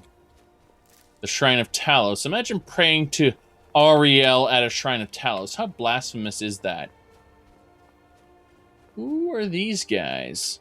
Looks like they're escorting a... Hold on a second. Whoops. They're escorting a prisoner. Hello? Imperial business. Be on your way. Right. I'm just looking at those outfits. Citizen, I'm warning you. Yeah. Your presence is interfering. You feel like it's time to mod Skyrim for 3 days and then not play it at all? See, I've been playing for 33 hours according to this save file here. So, this has been going for a bit. Alright. Imperial business. Move along. I think that's the dungeon with the white file. No reason to go there now. Mainly because I have another place to go. What time is it? 4:27 p.m. right now. Okay. No big deal. Just grab all the snowberries on our path to victory. Yes. Your character think humans are a bunch of monkeys? Okay, so far, Bretons can be okay. Redguards also leave us alone. But Nords are definitely snow monkeys. Imperials, they're not as smart. They're not as good, but they have potential when they're not being incredibly backward and human. Really depends. Really depends. Yes. Wish that Auryen will destroy it. Yes. Something like that. Okay. They are, according to a certain Dunmer we talked to, snow monkeys, snow baboons. Yes. That's how we describe Nords. Okay. You almost always go with Breton. I understand that. Do you get a lot of angry comments like your previous Altmer character? No one is especially disturbed by it so far. And I only got a handful of angry comments on my first one. And I think that Skyrim is no longer popular to the point where the children are going, "You're supposed to be the hero, the Dragonborn of the Nord." You know, I'm not hearing much of that. I'm not hearing people telling me how to play. I think that those commenters went away a couple years ago. What can I say? Do I have a mod list? Yes, type exclamation point mod list in the chat. All right. Need something? The finest weapons and armor. The Messiah, yes, the lone hero. Exactly. Do we need to hear Emil's speech about how he wrote Skyrim? Because that was fucking perfect. Just perfect. I think it was this one. What's the story with Bethesda stories? How do we make our stories? KISS. Keep it simple, stupid. This is my own personal rule for myself, right? Keep it simple, stupid. What does that mean? When I'm coming up with a story for a game, I like to concentrate on strong central themes. You know, Skyrim.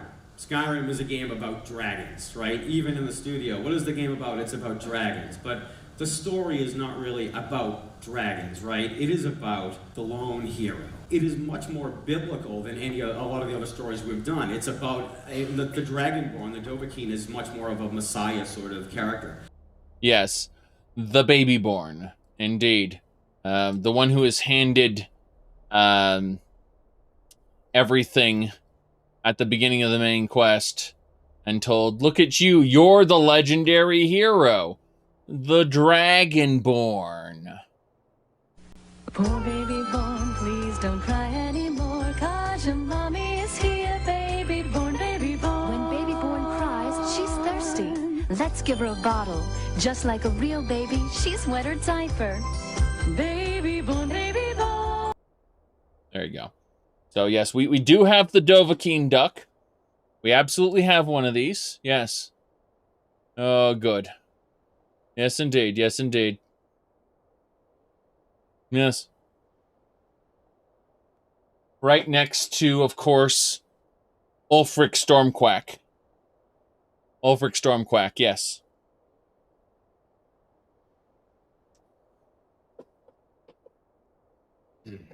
The last one is, of course, Vault Duck. Vault Duck is pretty important, too. Yep.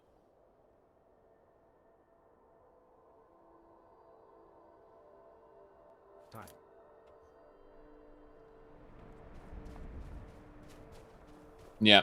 He's confusing Savior and Messiah in that. I'm sure he's been informed by 500,000 people by now who have watched that video and sent him information, let's just say.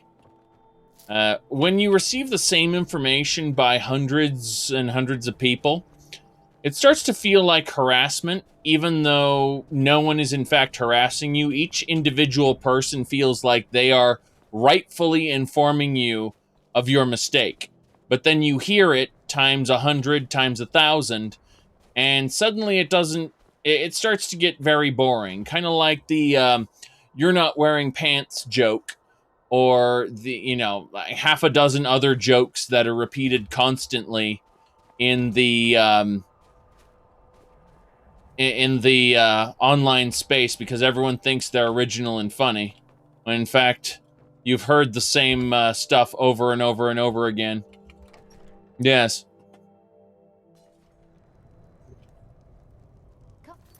Yeah, right.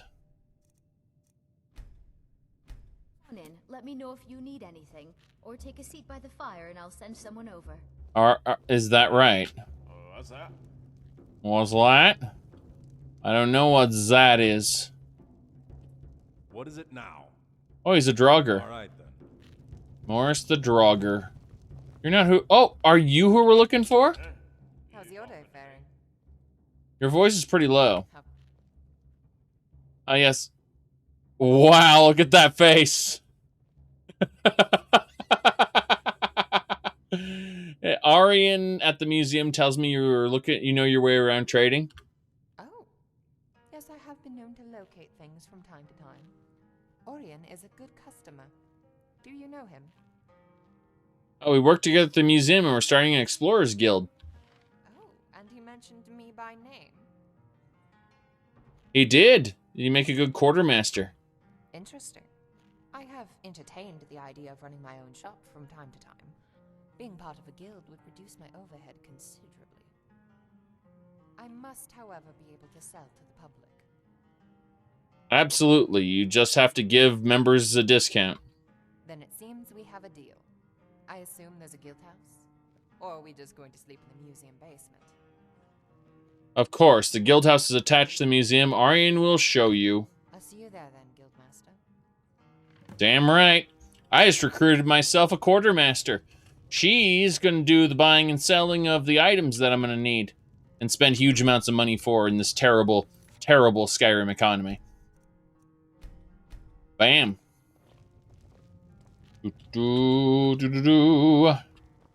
All right, and who? Oh yeah, you're a Yes. You're a fugitive from justice.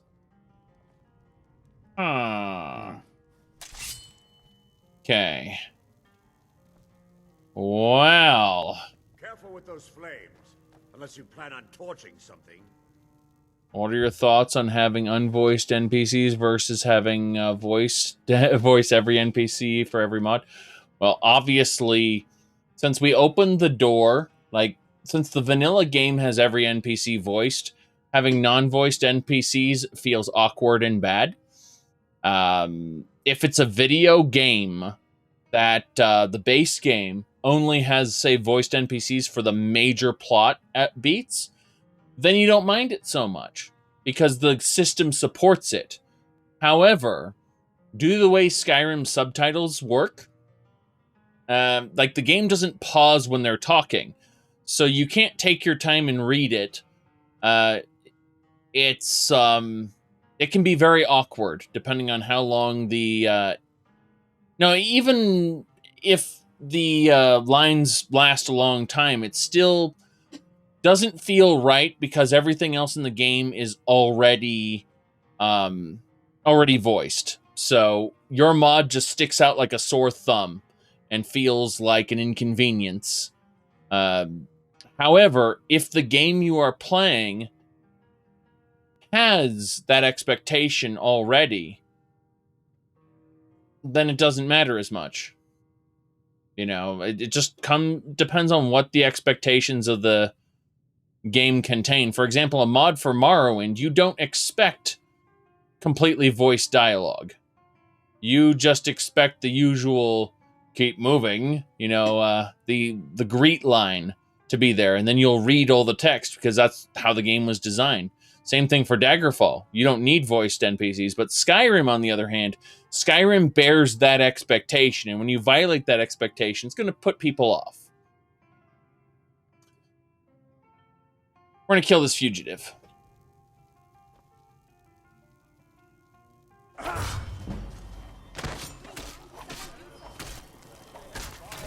Wow.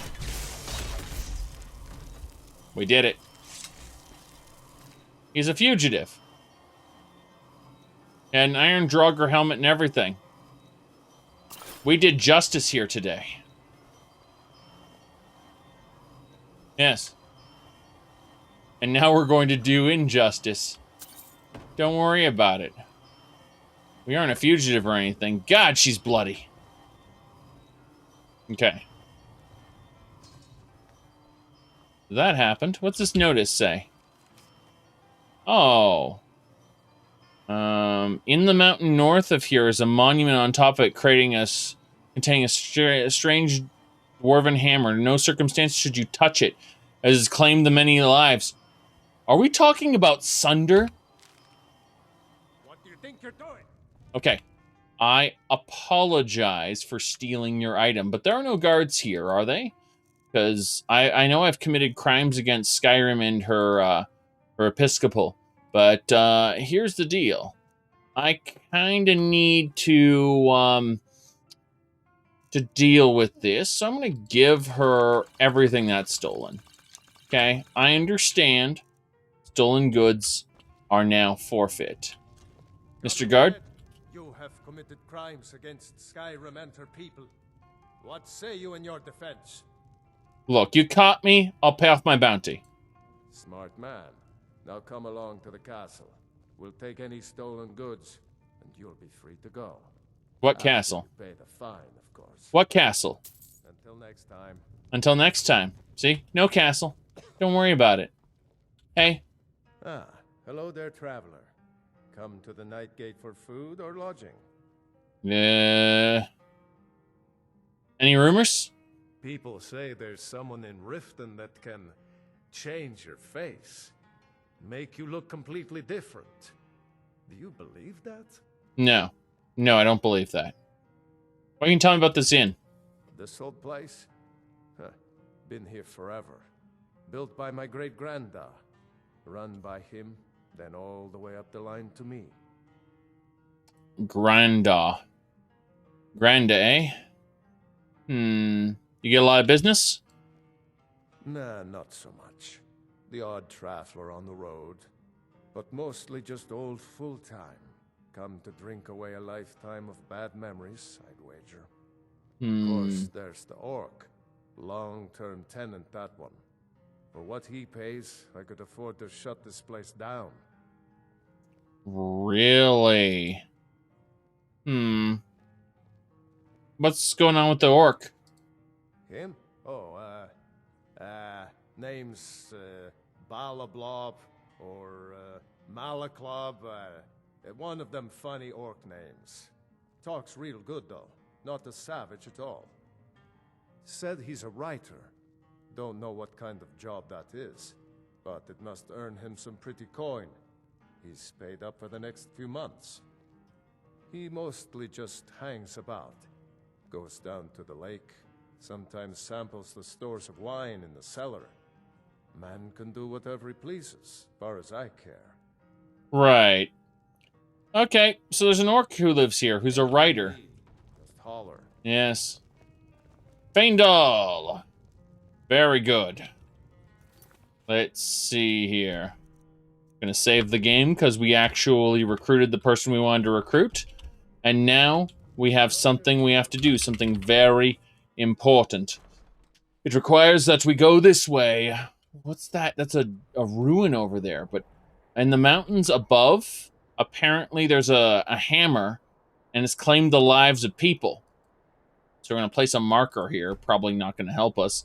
But at some point, we need to find that hammer. That hammer's name is probably going to be Sunder.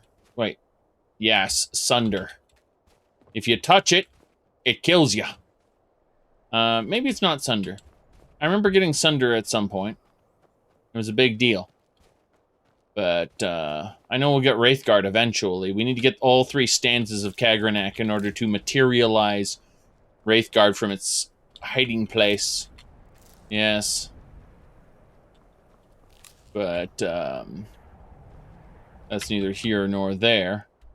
We are going to head into these mountains. Mountains? No. Valleys? Yes. Hills. Step 1, we want to summon ourselves a skeleton warrior. Then we'll switch to lightning bolts. Alright. Skeleton warrior. Look at that. Right off the bat, no delay. No delay. This thing is going to chop me up. Okay. Whoop. No. No. The thing does not delay. Jeez. We We just had to constantly dodge it. That's the thing that killed me last time. Okay.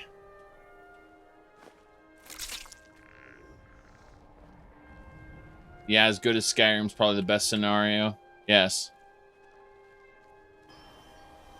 Huh. Oh, there's a Naga over there.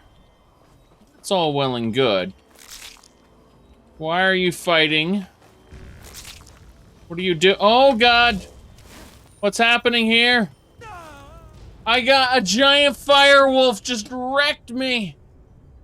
Any plans on playing WoW Classic BC? No. I didn't play WoW Classic because, here's the thing. Whilst I talked about how World of Warcraft Classic has an audience, like I did a video explaining how WoW Classic has an audience, and how, Blizzard was wrong when they said, you think you want that, but you don't. Here's the thing. World of Warcraft was the beginning of the ruining of MMOs. It casualized Classic EverQuest. And I'm not saying that, how do I put this? Okay, so as hardcore as people think WoW Classic is, it's actually super streamlined and casualized in its WoW Classic form. Okay? That's great. It brought a lot of people to the MMO space, mainstreamed the concept of MMOs. People know what MMOs are now. Before, EverQuest was just this nerdy thing you did on the side, obviously. Not just hard grind fests, but, yeah, I was going to say, Dark Age of Camelot's a good example.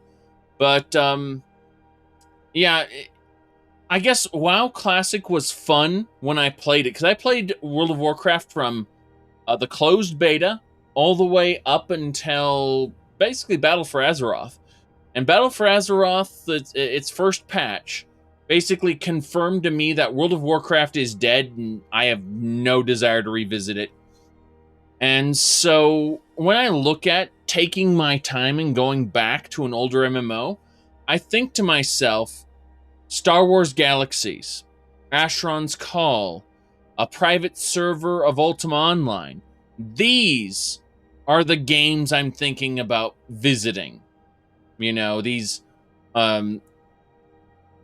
not necessarily, World of Warcraft. And so, despite WoW Classic TBC going to be relevant to groups of people, I get that. It's going to be relevant, but I'm not chasing relevancy. I'm playing Skyrim, Daggerfall, freaking Pokemon Crystal Clear, and, what do you call it? Castlevania Curse of Darkness. I am not chasing relevancy. So, I don't care. Like, it's nice that the people who are invested in it are going to get that Burning Crusade experience. All the more power to them. But I lived Burning Crusade. Like, I got my Nether Drake and everything. Those were good times. But those times are over now. If I'm going to spend my time in an MMO, I'm going to go further back than WoW. Or side grade from WoW to something more interesting. That's all I'm saying. Let's try not getting killed by a giant flaming wolf this time.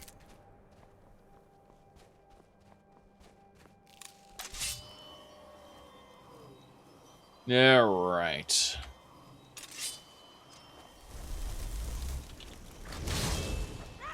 That thing really wants to kill me. Look at that. We actually got him this time. Okay. Looks like a bear is fighting a Naga over there. I'm mildly concerned. Find Sunder? No. I found the note, but it's something we're gonna have to try later. I don't have the time. Oh, here we go! It's a giant firewolf. It's trotting over. It's trotting. Why is it trotting? I don't understand. What is happening here? It just started running away. It's an aspect of hearsing. Hold on. It's just trotting. It killed me instantly last time. What's happening here? Okay. Indril was fun. I'm not a huge fan of its I'm not a huge fan of its setup there. Well, here we go. We killed it. The aspect. That's it? No loot? Oh god, it burned me! I didn't expect it to explode and vanish. But it exploded and vanished. Huh. Okay. Yes. You said Star Wars Galaxies seems like a janky gym to play. Well, the interesting thing is with emulated servers, they're starting to really combine different parts of Star Wars Galaxies. You know, you're going to get enhancements from the later updates with the actual job system of the original stuff, like depending on which server you go with. You'd be surprised how they've messed around with it, and there's a lot more to do with it than people think. Hold on, I have to deal with this now. Hopefully, no more aspects of hearsing trying to murder me. I tried my best there. God, that was frightening. That bear, though. That mountain bear. Mountain bear, Mountain Dew. Mountain Don't is more like it. Okay. Mountain Doom. Do the Doom. Yes. That's a lot of snowberries. I'm wondering if I eat all those snowberries, can I attain poison immunity? Probably not. That's where the white file is. My bad. Let's discover it really quick. Forsaken Cave. Yeah. For some reason, I thought an earlier area was where the white file was, but that was incorrect. Let's kill that goat. Is that a necromancer? Is that a skeletal necromancer? Who is that? It's a person. Oh god. Valdris? Hold on. Oh no. He was wearing necromancer robes, but he wasn't a necromancer. He was actually the guy on his way to the Shrine of Azura, if you excuse me. And now he'll never get there. Now he'll never get there, ever. Oh no. That's a damn shame. That's a damn shame.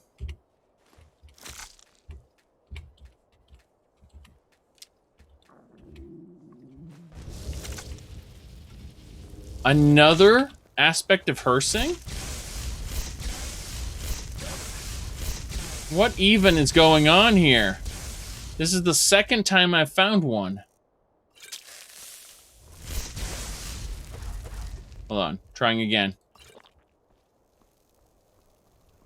Yes. Stopping a Daedra worshipper. It's true. Good. Oh god! Revenge of the Wolf! Revenge of the Wolf!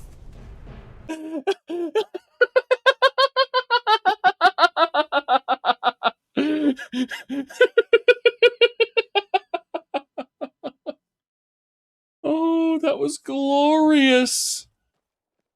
Glorious. Oh my. Yes. The aspect is popping up because I think I'm harvesting the wolves. Yes. Exactly. Oh, jeez. Not because I'm... Yeah, we're gonna let this guy live. We're going up here. Oh, there's a rabbit. It'd be funny if the rabbit invoked the spirit of her sing. There we go. Can you believe how terrible I am at killing rabbits? But yes. Exactly. What hunting knife am I using? The broken kind. The Bound Master hunting knife. Which is the greatest hunting knife of all. Combined with the Amulet of the Pink Moon. Which is why everything is broken. Oh, you think the bound knife is summoning forth the aspect of Hersing? It's possible. It's a Daedric knife. You're right. You're absolutely right. The bound knife is probably what's doing it. Hold on, we have to fight. We've got enemies we must destroy. Summon my skeleton to fight these skeletons. That is a fire shout from a skeleton. Good.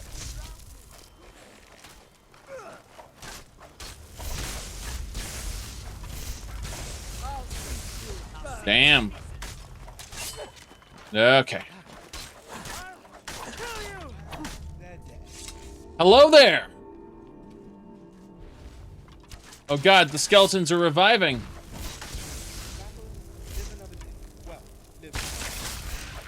Yeah. My bad.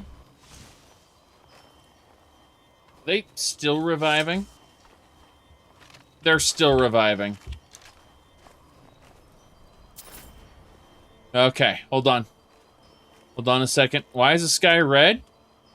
Because it's 6:24 and it's getting dark. So the sky turns pink and then red. Whoops. Sorry. I think we're good. All right. Hello there. Wow, that was a frightening experience. The Nords should really consider burning their dead. Although, granted, it would make opening urns a lot more harrowing. You okay? Skeletons must have surprised you. Oh, I'm fine.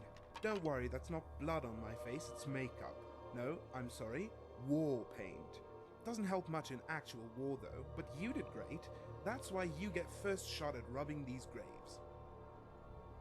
Let me see here. I hate to do it, but it's their fault for putting gold in their coffins. Yes, the markets in Sovngarde must be awfully expensive given how desperate they are to take their possessions with them. What's your name? The name's Ramarin, professional adventurer, bladebinder, and grave robber. Oh, what's a blade binder? It's right there in the word. I summon and bind blades and weapons from oblivion. I was always good with a sword and bow and always too lazy to carry them. Learning how to conjure the weapons I need solved that dilemma. I see, I see. Let me see here. So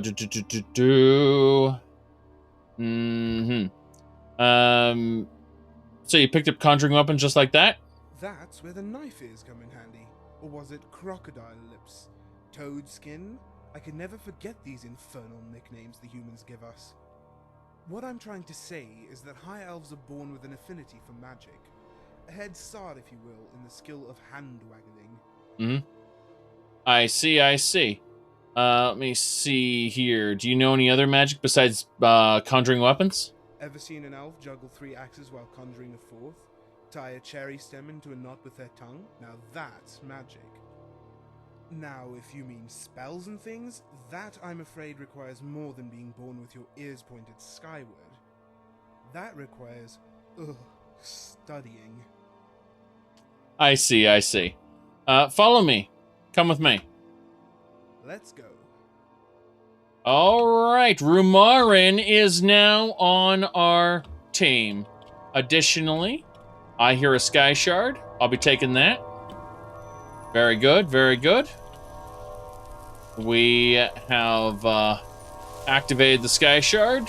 2 more and we'll get a perk point. Carry a sword, I wouldn't learn how to use it. I'd just get an Akaviri one and call it a day. Wait. Did he honestly just say that? If I got a sword, I wouldn't learn to use it. I'd just get an Akaviri one and call it a day. That's lovely. That's absolutely lovely. Okay. In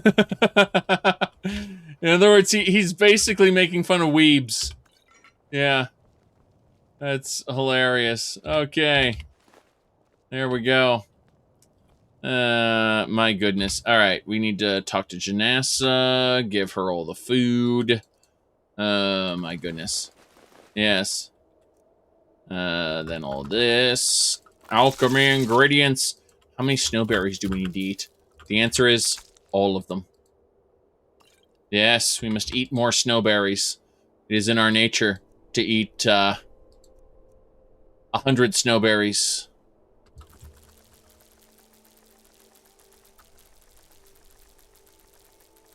Don't worry about it.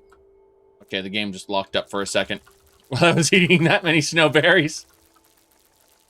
You may have eaten too many snowberries.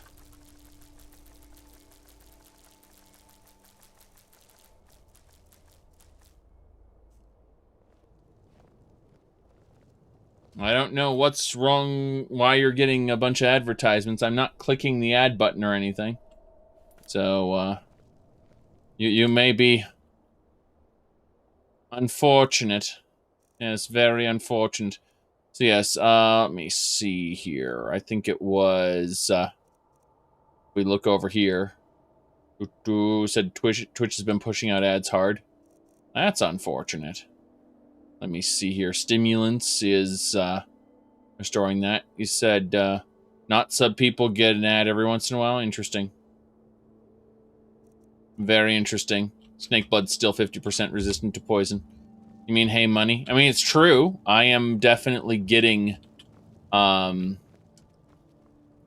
paid on the advertisements. It's just kind of weird. That's all. Let me see here. We are out of lockpicks because we accidentally gave them all to her. Like a smart person. Alright. Very good. You swear YouTube ads have been getting more aggressive? Yeah, I've noticed YouTube ads have been doubling up, for sure. Let me see here. Where I used to get one ad on YouTube, now I get two. Okay. Well, remember that it used to be, if you were, like, the reason cable TV existed, cable was supposed to be not have any ads. That's why you paid for cable instead of just getting it over the air. But then they added advertisements to cable afterward, like defeating the whole purpose of having cable in the first place, and then saying, oh no, it's okay because you're actually getting you're getting a service. See, we have all these channels you can't get over the air. And so that's how they justified doing that. Novice spells cost no magicka. Wow. That's actually super useful for certain spells. You could abuse the crap out of that. Oh my goodness. I mean, we're not really going to use it. Oh, Orcish Bow. That's very good. That's very, very good. Mm-hmm. They knew they could get away with it, and they did. Said, ooh. Good. So, as I was saying, it's nice that we have a Rumarin in our group. And if we look at his gear, looks like he's got a hood, which we'll take off and have a look. He has the key to the Windhelm stable, so apparently he can go sleep there. That's interesting. Like, that's going to be his place, apparently. But let's see about giving him some armor, some kind of steel armor with pauldrons. Yes! It's already begun. Give Rumarin all this gear and watch him become a god. You shall see, you shall see. I don't think I can force him to use anything but his bound weapons, but that's fine. It's still hilarious. Yes! There we go. Yes? That's good, though. Fandal and Rumarin both have the same gear now, which is interesting.